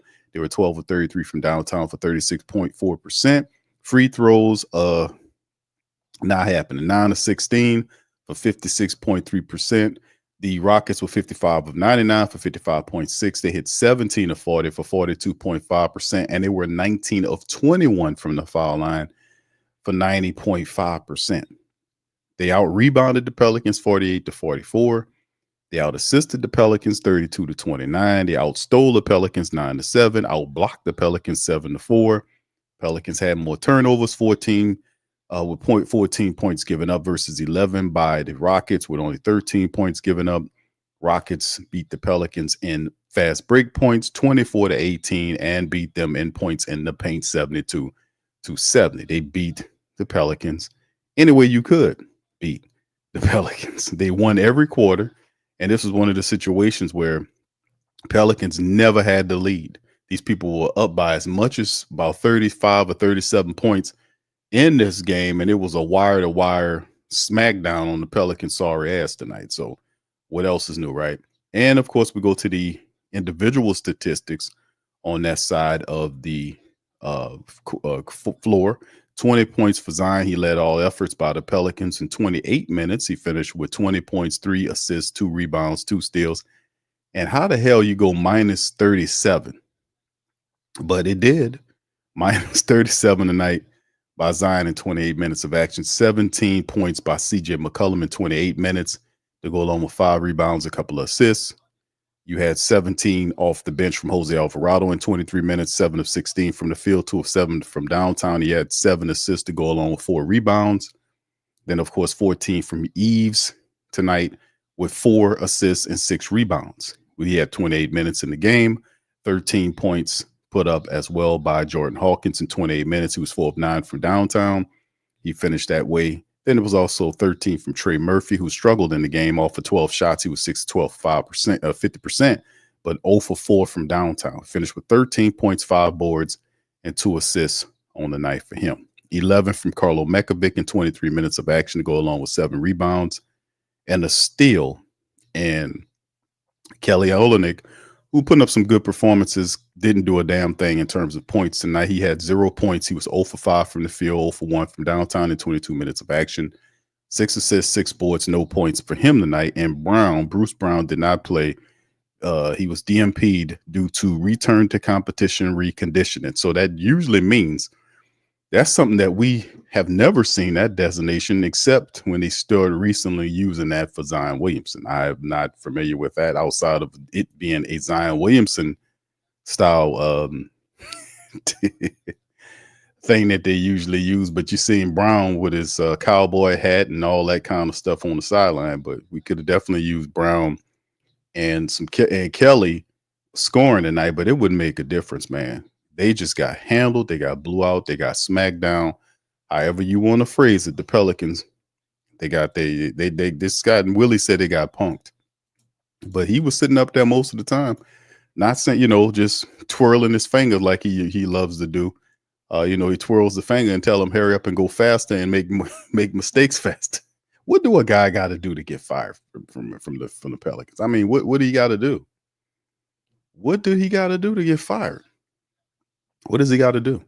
Willie Green is a trash head coach. He needs to be fired. And I don't understand what you got to do as a coach to get fired from down here. I mean, sheesh. But anyway, the next matchup is this one here. It's a back-to-back. And so, of course, the Sunday matchup will not feature Zion Williamson.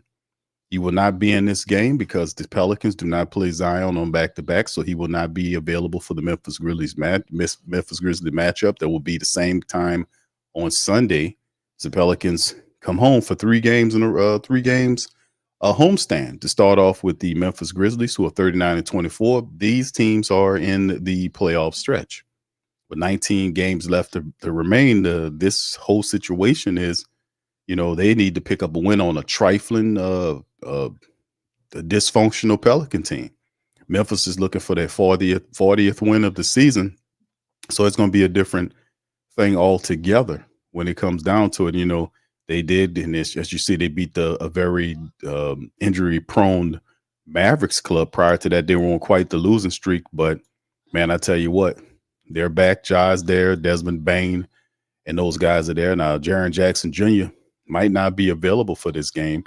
Edie will be there, but they have more than enough pieces or players in place. Well, we don't know. I don't know if he'll be available for the matchup tomorrow. We're going to have to wait and see if Jaren Jackson Jr. will be back. He's dealing with an ankle issue. So will he be available for Sunday's matchup? Is yet to be determined. But with that being said, you got Luke Kennard, who's doubtful, and a few players they have there. But G.G. Jackson, Vince Williams to go along with Bain and all these other guys should be available for the matchup against Memphis.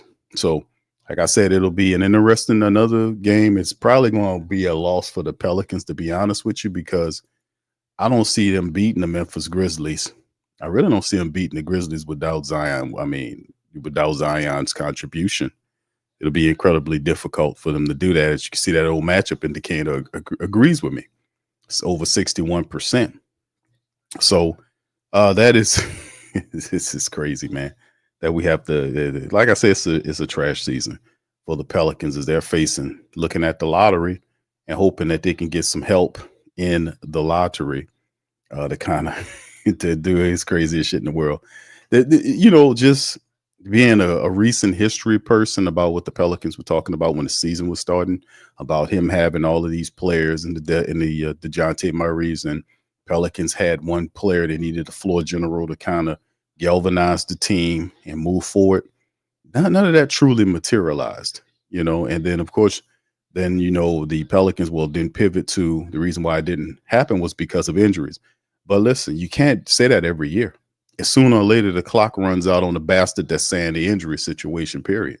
Then it becomes the fact that you can't field a team healthy enough to compete or change factors around the team to make the environment more healthy. Because if you seeing this going on, obviously we can pivot or create a stratagem where we can be able to at least try to cut these injuries down or create a pipeline where we continue to bring players in so we can stay, so we can remain competitive. But like tonight, and this is one of the games tonight that, ultimately I want a lot of the faithful to remember, because what happens is we forget, not all of us, but a great deal of the people forget that these are the type of games where the Pelicans don't show up.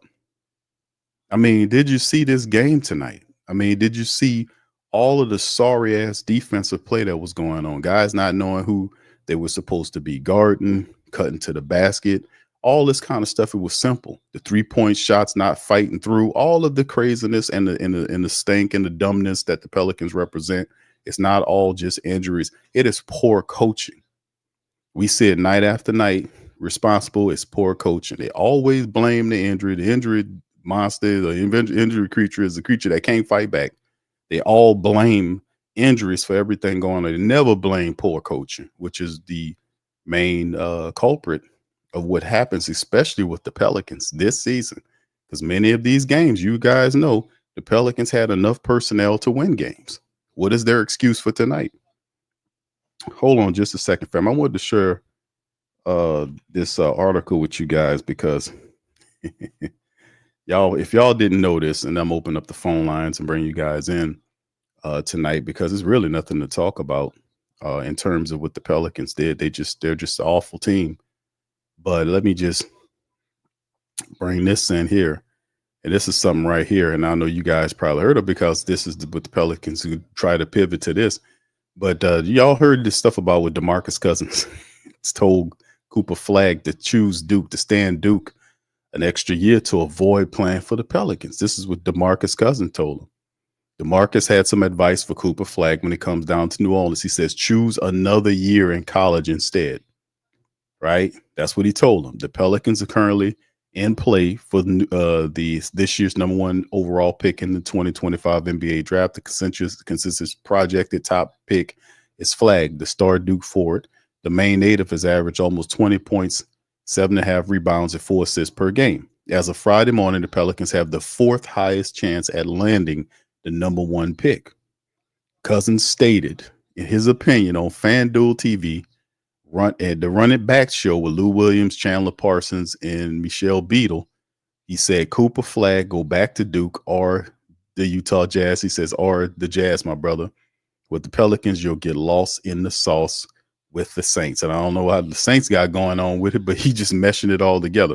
But here, let me play it for you, fam. This is I could play here that little audio for you so you can hear it from the horse's mouth. So y'all pull in the chat if y'all can hear what he's saying. Hold on, let me just... Cooper Flagg. Go back to Cooper Flagg. Go back to Duke. Go back to Duke. I'm going to go back to Duke or the Jazz, brother. That's wow, really? Pelicans, you'll get lost in the sauce with the Saints. Wizards, What's that? How? they don't care. Hornets, we just finished a whole 30-minute segment on them. Utah, hey man, You got a camera guy last night. Listen, Utah, you're a big hero. You'll fit right in, brother. I'm seeing Jazz. I'm seeing the Jazz. So there you go. That's DeMarcus Cousins' voice, literally telling Cooper Flagg not to basically go back and stay in college for another year and avoid the Pelicans, and several other teams. But it hits differently when he talks about the Pelicans being that, he was a member of the Pelicans, so he has some inside baseball on the organization. And I'm playing this to you just because you guys hear it quite often from me about the Pelicans, that they're a laughingstock. That they could the overall thought process of serious basketball, folks, is that the Pelicans organization is not serious about doing anything. They're not serious about competing for championships.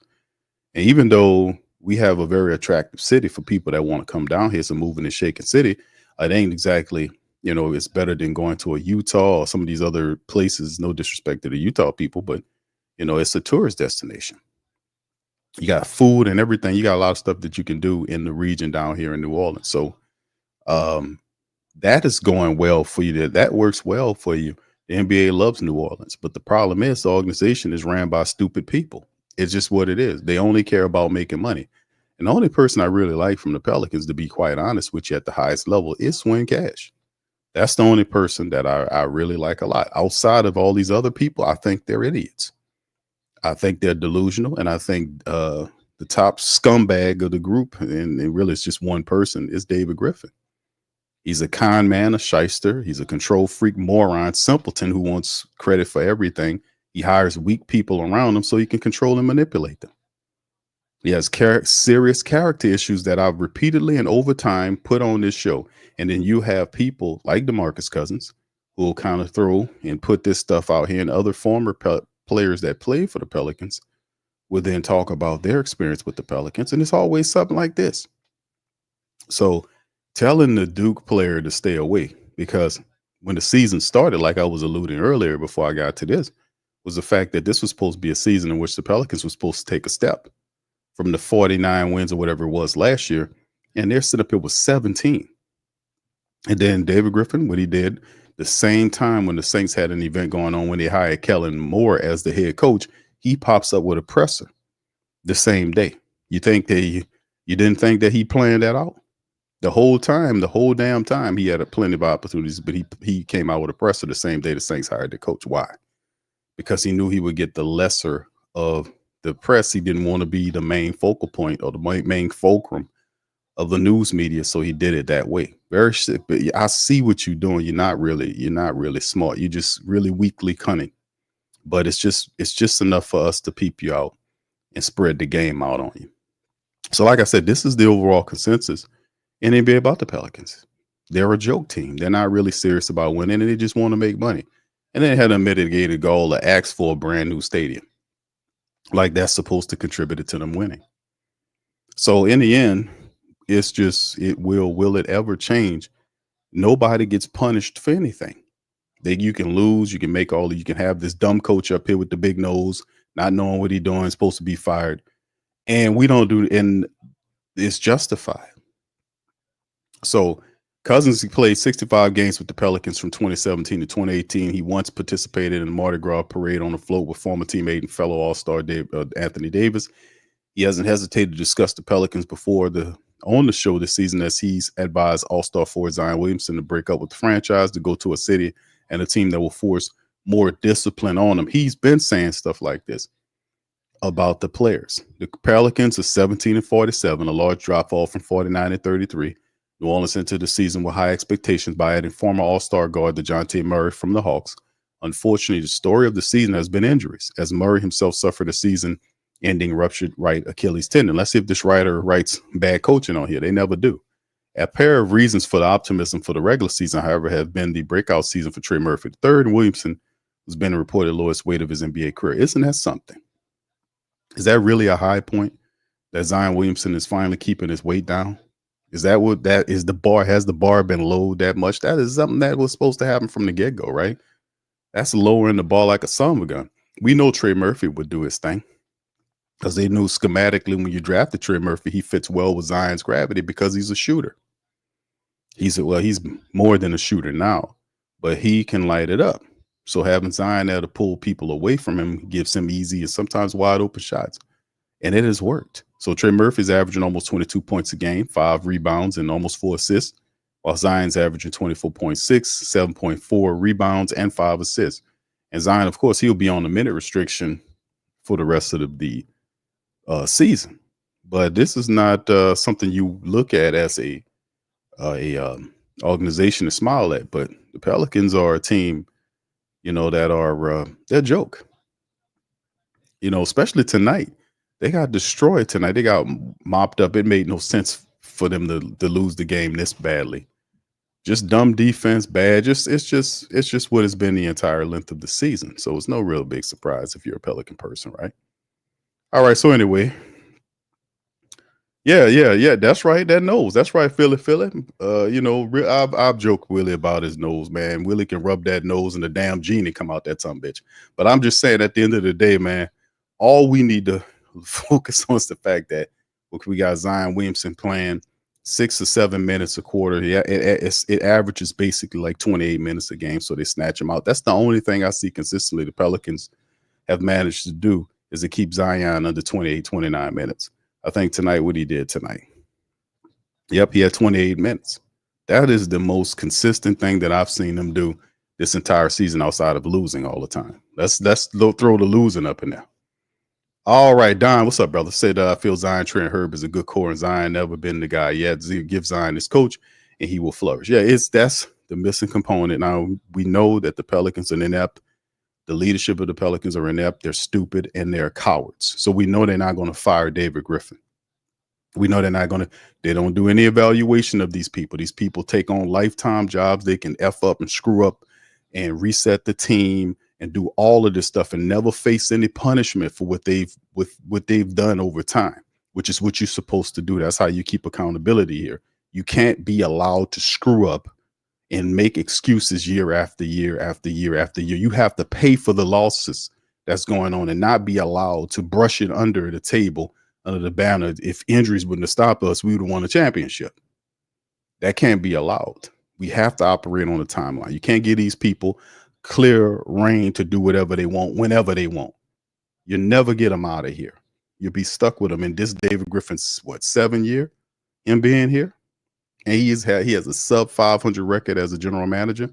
So, I mean, at some point, something has to happen. Somebody got to go. You can't let him and Willie Green stay here and say, when we get Cooper Flagg, we'll be better. A rookie to compete with these other people when they said this shit last year about we just need these other guys to be here and we'll be fine. Get out of here, man. All right. What's up, Strider? Big ups to you, says Q. I'm not sure where their goal is after the loss. Are they going for lottery or as a piss poor attempt at a play-in tournament? No, it's not. Ain't no none of that, bro. Ain't no play-in tournament. Ain't none of that. The Pelicans are definitely headed for the lottery. You know, they definitely headed that. It's about 19 games left to go in the season. And like I said, it's just horrible, man. Like tonight, they had no competitive fire whatsoever. You know, it was just the defense was bad, but we've seen that over and over again. In many of these losses, the Pelicans just fall apart. And, you know, they just get walked over. In Houston, like it's a competitive team, it's differences. In the coaching, like if you're a coach, you're supposed to be fired up. Willie Green is beat down, man. He got this raccoon mask on his face. He's beat down. You know, he's beat down. And when games where you're supposed to be mad, he doesn't be mad. He gets beat down. He comes out there and they just punked us and we got to do better with this so sorry look, you know, this so sorriness. And it's like, why are you still here? Why? You know, and it's because of the octopus, that old rotten octopus. So, you know, it's just, they're definitely headed to the lottery. What's up, Milton? Says Q, I can see hardly any improvement in Hawkins from last year. Your take.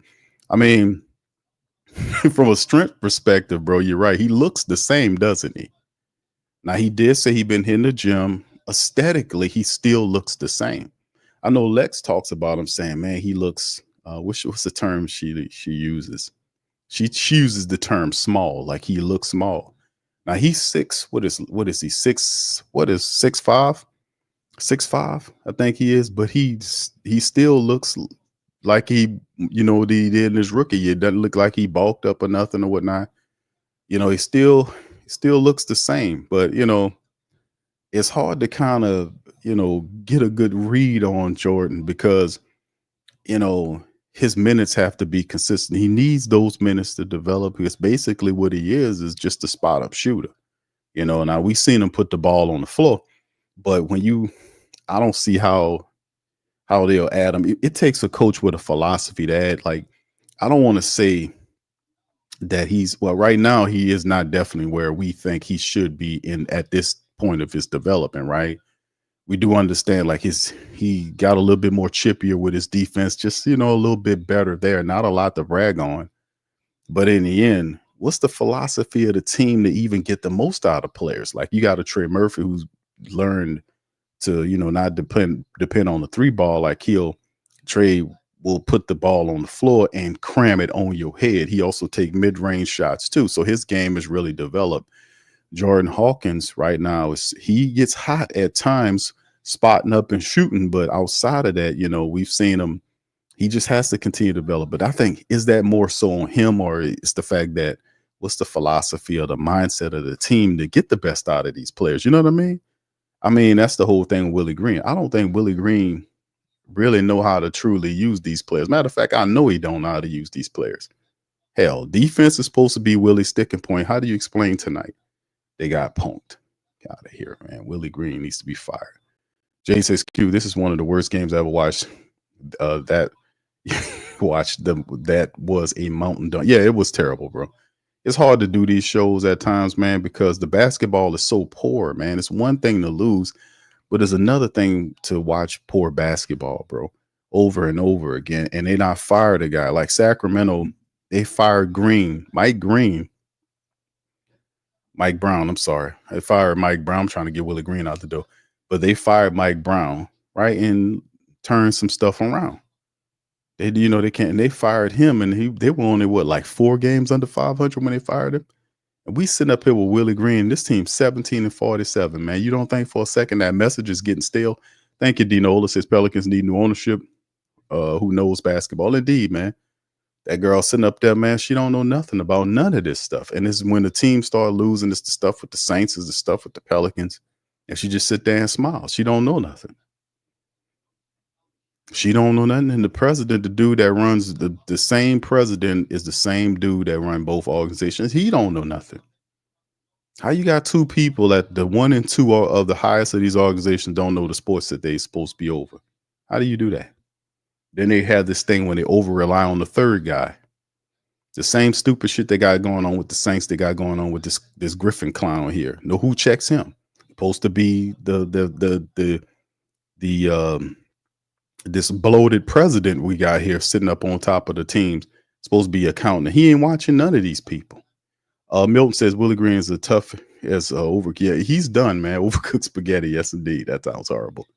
Yeah, 6'5". Yeah, he is. Yeah, he. It's just in mindset or in scheme. Like, I don't even know what kind of scheme they run, but in principle or thought process, Jordan Hawkins is supposed to work for the Pelicans because he's a shooter. And he has Zion, and the idea was to position shooters around Zion Williamson, right? Because of his gravity, which is good in concept, but the Pelicans don't always rely on that. Like, the offense don't always flows through who it's supposed to flow through. You see what I'm saying? Like, if you watch Houston tonight, even Antonio Daniels mentioned this, how Sengun would get the ball every time down, he would touch the ball. If not their best player, he's probably their best player. He is their best player. Touches the ball every time they go down. And he over there facilitating like he the Joker. Passing to cutters and making plays. You see the Pelicans always do that? If the philosophy of the option is Zion and he's the top option for your offense, he don't always touch that ball. Y'all know that. That ball cycles around Zion sitting up there watching the game like me and you watching it. And then CJ McCollum dancing in the corner or something. So, I mean, and the coach and Willie Green sits up there with his arms folded. He got to go. You got to have somebody that comes in and establish the identity of the team. We won't see established winning year after year unless we get a person who can establish the identity of who we are. And once we get that, then you will see growth and we can be able to play behind our idea of who we are. This team doesn't have an identity.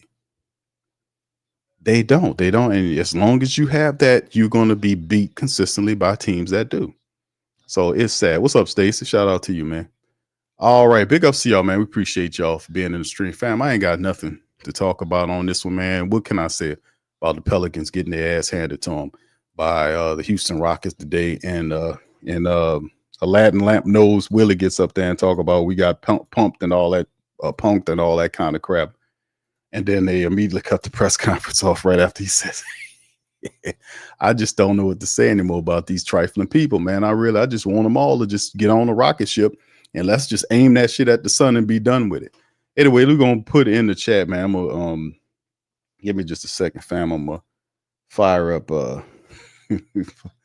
we'll fire up the link here and send it out to y'all, man. So y'all can pop on there, man, and kind of spit your game on what you think about this team, man, tonight. I know we got a back-to-back matchup. Will be the Memphis game will be tomorrow. We'll do the PPR in, but I was thinking about doing it tomorrow, but why not do it tonight, man? The hell with it. Ain't no reason to sit here and talk about them now. What is it? Four games in a row they done lost? What's the losing streak now? What is the losing streak for the Pelicans right now? No, it's 3 games in a row. 3 games though, the Lakers and both Rockets matchups. Got handled by the Lakers. Rockets, they lost to the Rockets the first time in the Smoothie King Center. Got blew out the second time with them, and now they got Memphis without Zion tomorrow. So it could possibly be fastly a 4-game losing streak for the Pelicans. So 21 wins. I agree with you, my friend. That could definitely be 21 wins in 19 games. Y'all can't understand how poor that is, man. That's just insanely poor. Hold on, fam. Let me put the link. We won't be going super long tonight, fam. We're going to get it in there. So that's the link. It's in the chat, fam. Let me pin that sucker right there. All right. I'll pin the link there for the family members there. So if y'all, let's shout out to the family chiming in all over our social media, the Gram, X, LinkedIn, all over, man. Shout out to y'all for being in the stream, man, as well. And we're gonna open up the lines tonight, man. No need to open them up after the Pelicans lose 4 games in a row. Might as well do it while we have 3. Yes, indeed. All right, Big Smoke says Willie Green forgot how to coach. And Willie Green it's like he hit his roof. I mean, he hit the ceiling. He hit it because, in the 4th year, you're supposed to see your coach take a coaching leap, like you've seen with Jamal Mosley and some of these other coaches. The 3rd and 4th year, you see them get comfortable. You see them take a step.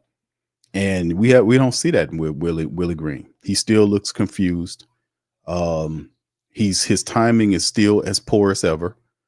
It's just not working. And he would not be here if you had competent leadership at the VP level. We don't have a competent general manager.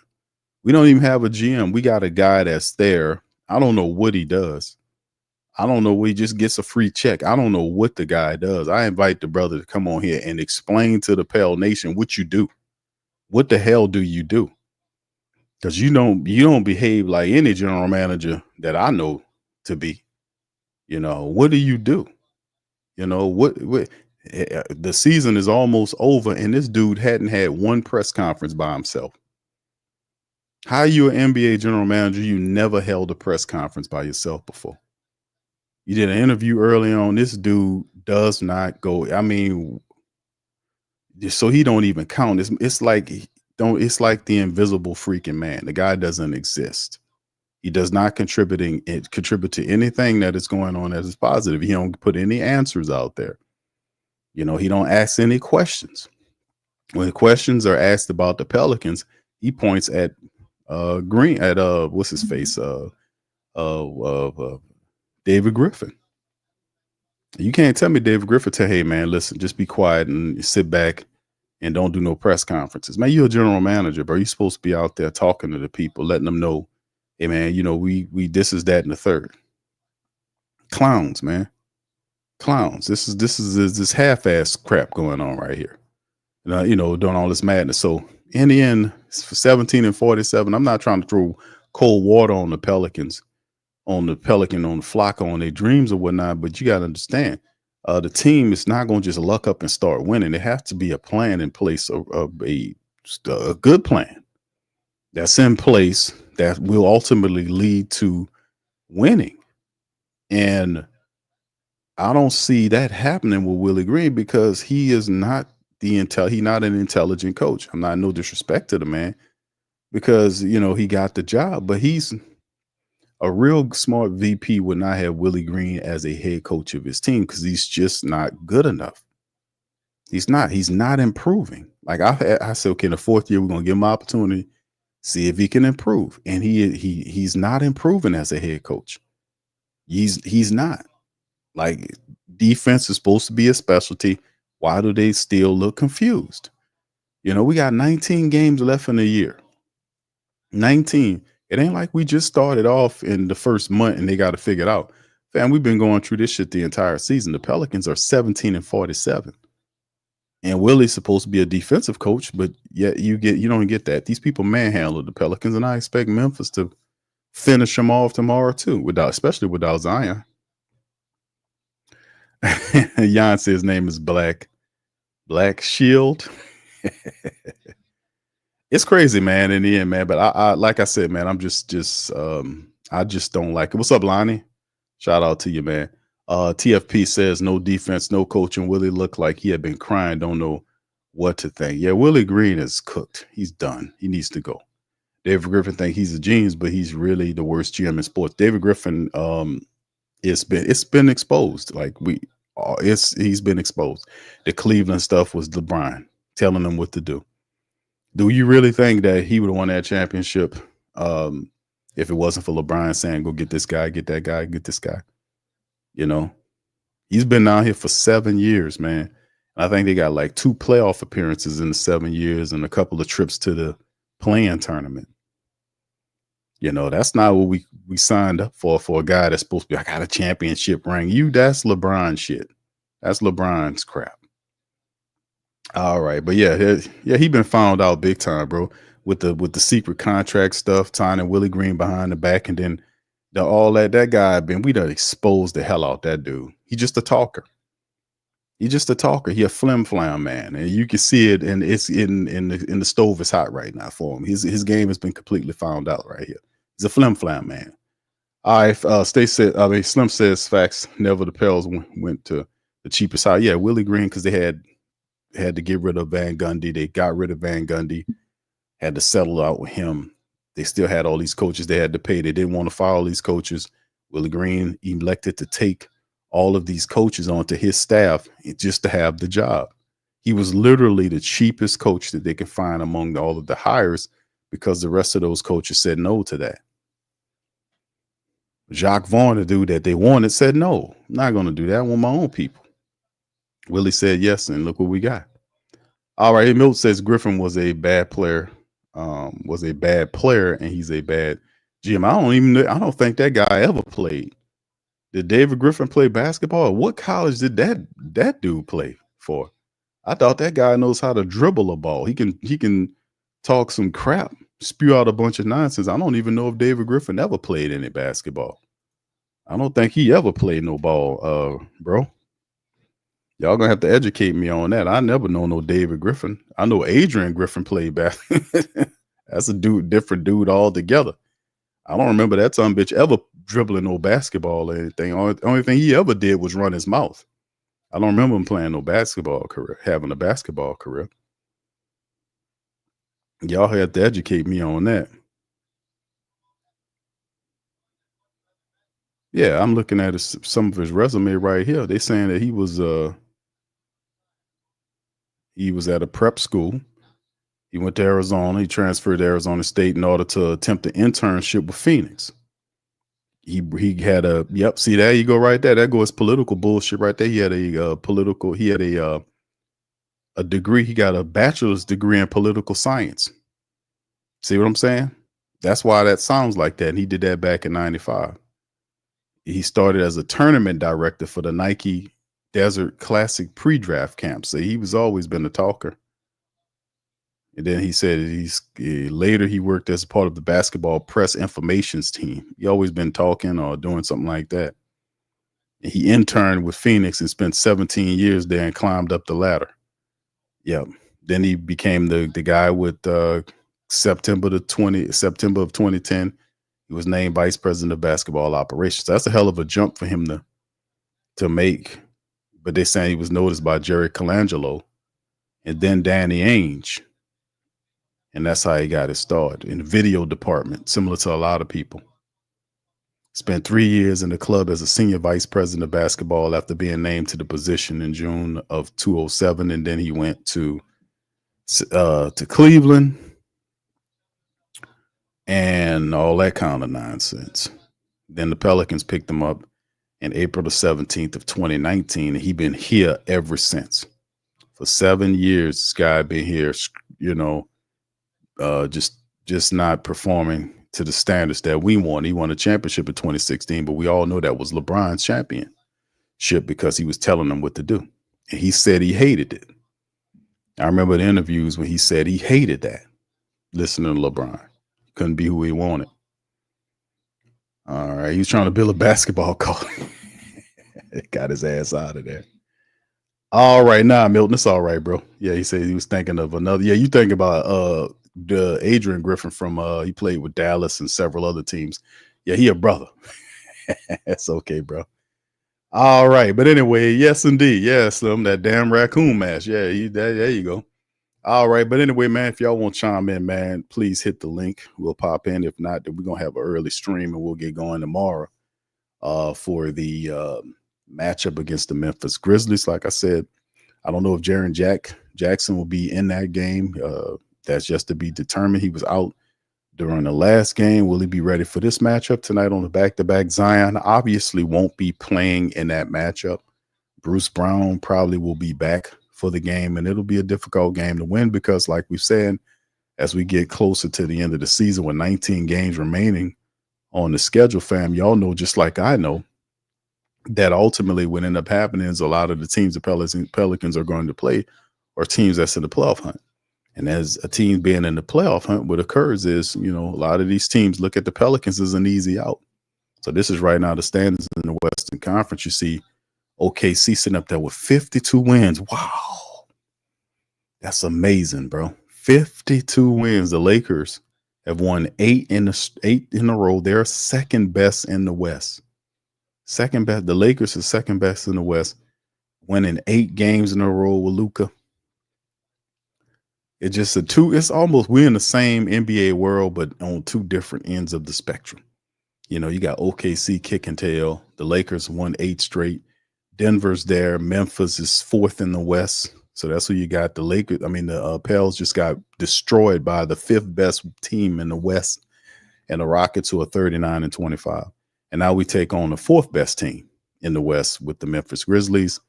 Like I said, they had a losing streak going on. They beat injured a banged up Dallas club the other night. So they're good on that. So they'll play against the Pelicans, looking to try to climb and get their 40th win of the season. And of course, you see after Houston, you got Golden State, who's won 3 in a row. So Steph Curry's team 35-28. Then the play-in bracket teams, Minnesota, who won 4 straight, they're 36-29. The Clippers are 34-29. Sacramento, who got rid of their coach, Mike Brown, and are still at 33-29, with Christie running them. And then Dallas right now, like we said, they've lost 4 in a row.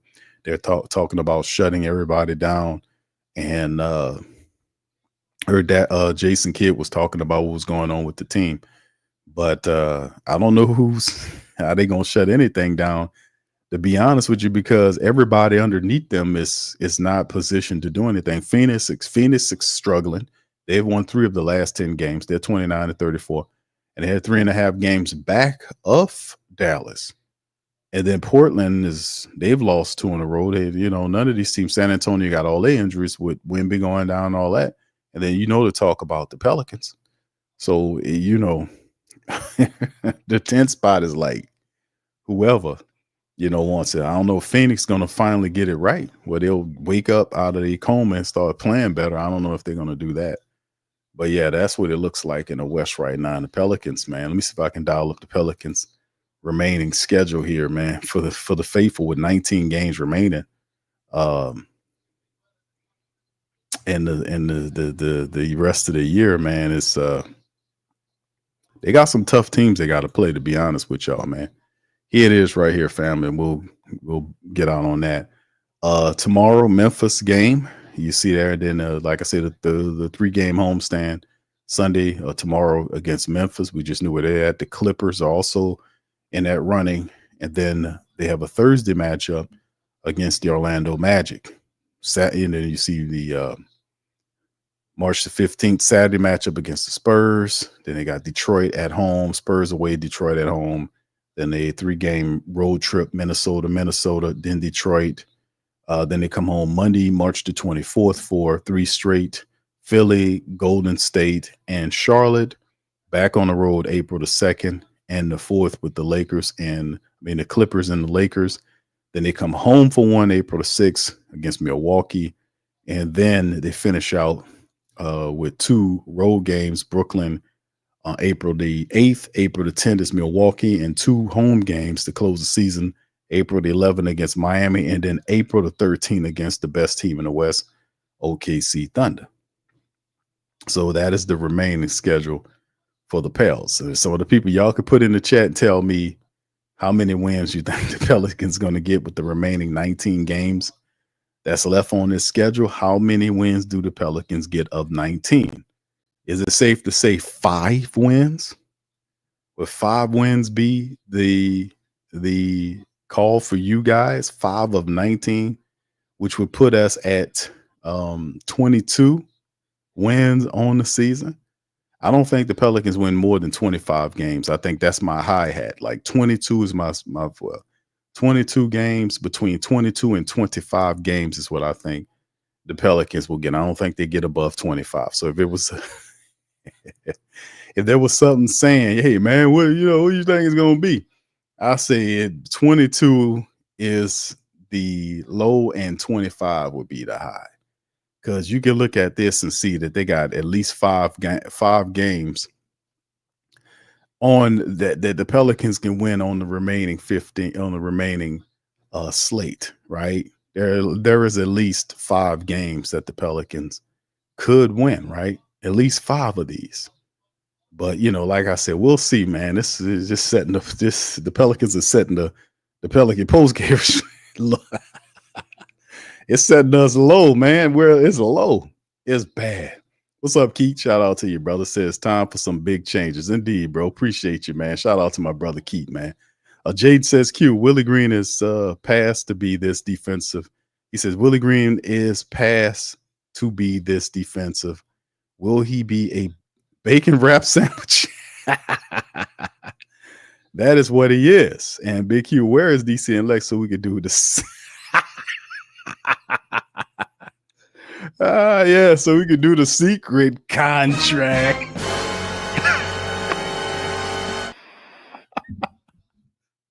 There you go. Now, hey, listen, Jaden, when you see him again, I want you to tell him that we was on our game tonight. You understand? I want y'all to tell him we got it right that time. We was on. It's like, yeah, Q hit the button on time tonight. That's right, baby. I can't blame the Pelicans, fam. They've been throwing everything off all season. They've been stanking it up. Yeah, it's messing up everything. It's messing up all the energy. Because it's tough to do some of these shows. Fam, they ain't giving us no material to work with tonight. There's no material to work with tonight. What we gonna talk about tonight? You know what I'm saying? They ain't giving us nothing to work with. They got destroyed, humiliated. They got eviscerated. Whatever you want to say of it's on that level, that's what happened to them tonight. They got thoroughly routed and just smacked down by the Rockets tonight. And they just seen the Rockets a couple of days earlier. How do you lose this bad to them? They're not giving us no material here, fam, to talk about. Jade says 2 to 3. Okay. All right. Okay. 2 to 3 wins. Michael says 21 wins. Okay. I would have to say it's somewhere in there. I don't think it's more than 25, but I have to say I could see him winning at least 5 games of the 19 games, which would put us somewhere in there. Like if the high would be 25 games. But like I said, with the lottery system, you don't know where they're going to end up. But like I told y'all, what DeMarcus Cousins said about telling Cooper Flagg to stay in college to avoid the Pelicans drafting him. That's terrible. That's terrible. Brother, do y'all understand how bad that is? Who's telling players to stay away from the Pelicans? That's one thing. But another thing is, if it's a player that came from the Pelicans, a player with star quality, a former, like DeMarcus Cousins was when he played, he was one of the best bigs in the game. You can't take that away from DeMarcus Cousins. He was one of the best bigs in the game. And when he came to the Pelicans, him and AD were a force. So he's respected as far as that. But you have guys, whether it's DeMarcus Cousins or Tony Allen or whoever else, just making fun of the Pelicans, telling people to stay away from the Pelicans. DeMarcus Cousins said on 2 other occasions about Zion Williamson telling him to leave the Pelicans. Man, you need to go and force your way out of there. Telling them that. And these guys are not on an island somewhere. They hear that stuff. People take that back to them.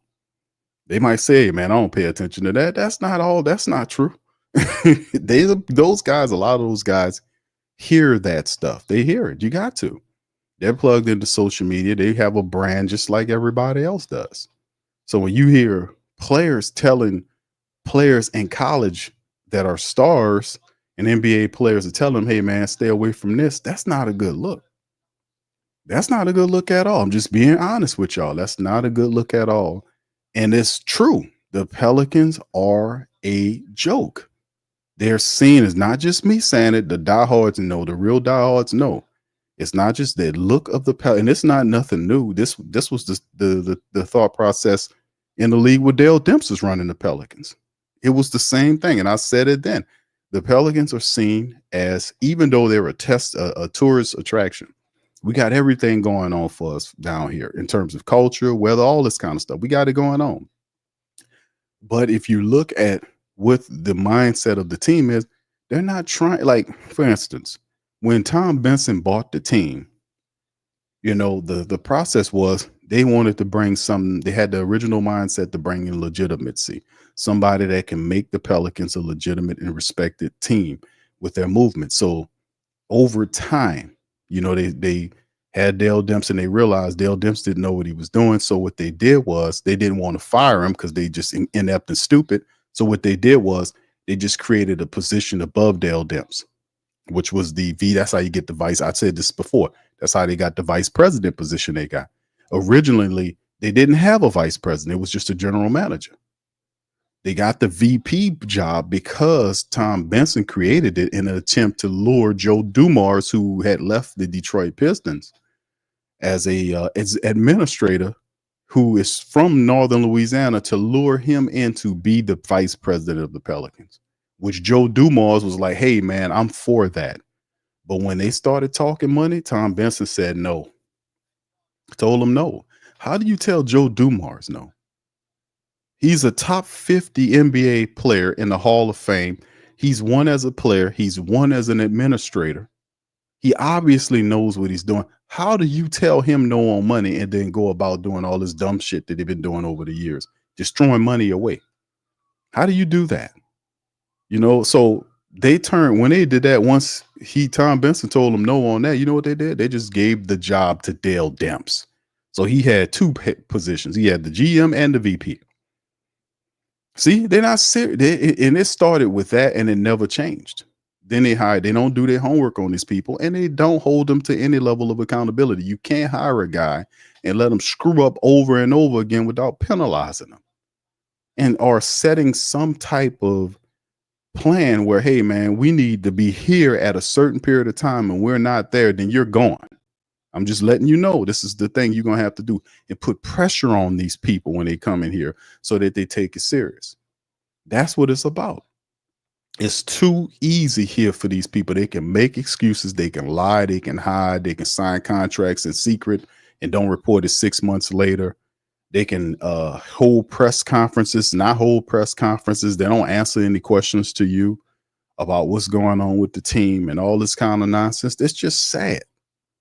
It's sad. And that's David Griffin, because he does not know what he's doing. This is the truth. This is facts. He doesn't know what he's doing. Isn't it obvious? He's been out here for 7 years. You got 2 playoff appearances. And then when you ask him about it, he sits on his ass and blame injuries all the time. That's what they do. Well, if it wasn't for the injuries, we'd have had 2 championships. I don't want to hear all of that foolishness, because not everybody else is also dealing with injuries. How are they able to still do what they do and you fail as much as you've been failing? So, I mean, somebody has to let them know injuries will not be an excuse for you to be either you do the job or you're going to be fired. And there is nobody, and I mean absolutely nobody except for the diehards that's holding this team accountable, that's causing out the octopus, this scumbag, con man, VP guy who's running the Pelicans, talking all this flim-flam political crap and telling you generalities and nothing specific, holding press conferences, hiding, this type of stuff. Man, get out of here with that. This is we from New Orleans. We don't play all that old crap down here, man. So we're going to try to run you out of here the best way we can, man. But anyway, listen, they're not giving us nothing to work with tonight. And tonight, they just got their ass sanded to them. 149 to 117. Are you kidding? Are you kidding me? You kidding me? 140, fam. How does this even make any lick of sense? How does this make any sense at all? How does this make any sense?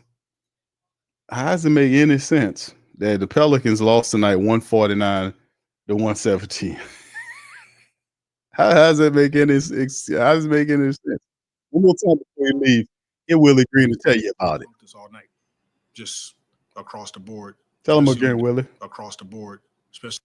I mean, honestly, they just punked us all night, just across the board, especially on the defensive side, the rebounding side, in transition on defense, and you know, I'm included. I'm in that too. Yeah, you are.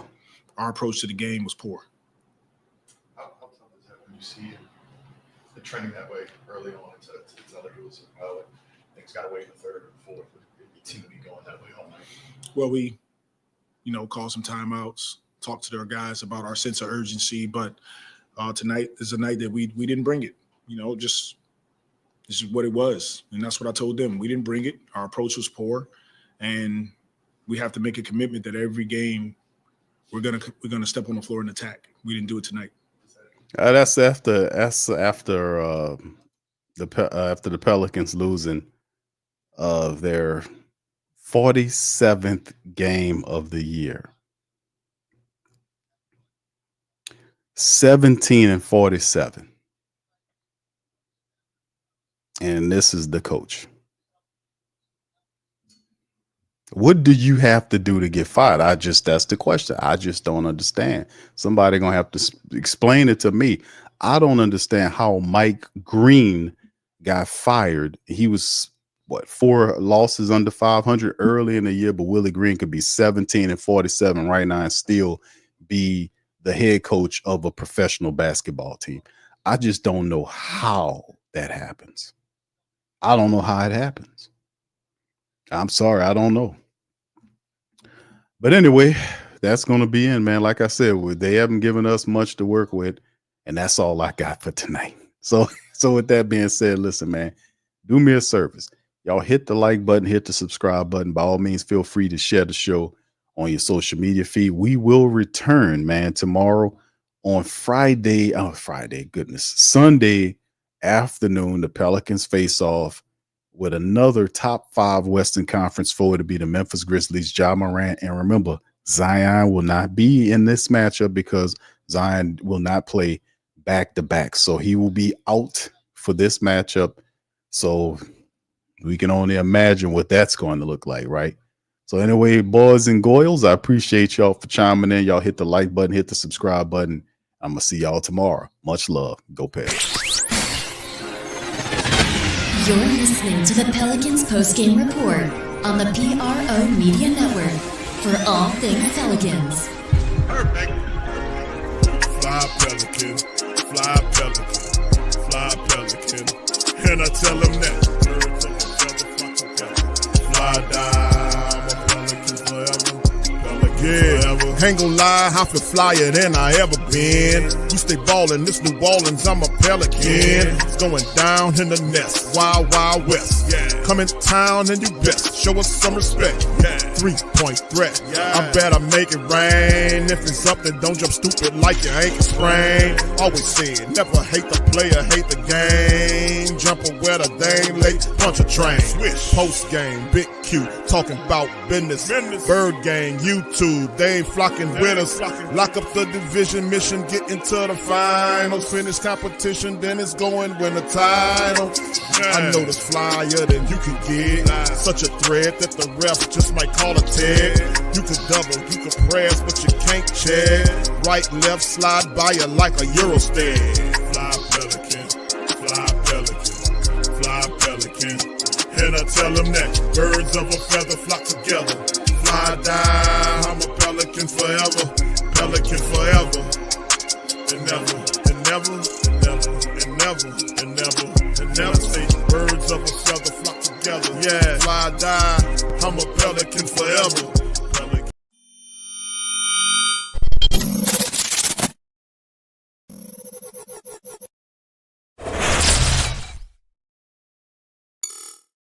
TheWhoThatDaily.com. That's right, TheWhoThatDaily.com. Your one-stop shop for everything New Orleans Saints, New Orleans Pelicans, LSU Tigers, even the top flight boxing news. So if you're a Who That and you're looking for a place to stay up on your team, WhoThatDaily.com is your site. TheWhoThatDaily.com for the sport Who That in all of us. That's That's right, the Pro Shop is the platform store where you can go and buy all the latest merch to support the platform. Available at the Pro Shops, we have dozens of hundreds of products available for you and your family. Unisex tees for men and women, hoodies and sweatshirts, tank tops, kids and baby items, long sleeve tees, mugs, pillows, wall art, bath bedding, face masks, phone cases, stickers, bags, fanny packs, socks, hats, and many other items. Please feel free to check out the Pro Shops. The link is in the description section below. Remember, it helps the platform continue to grow. Check out the Pro Shop and who that too.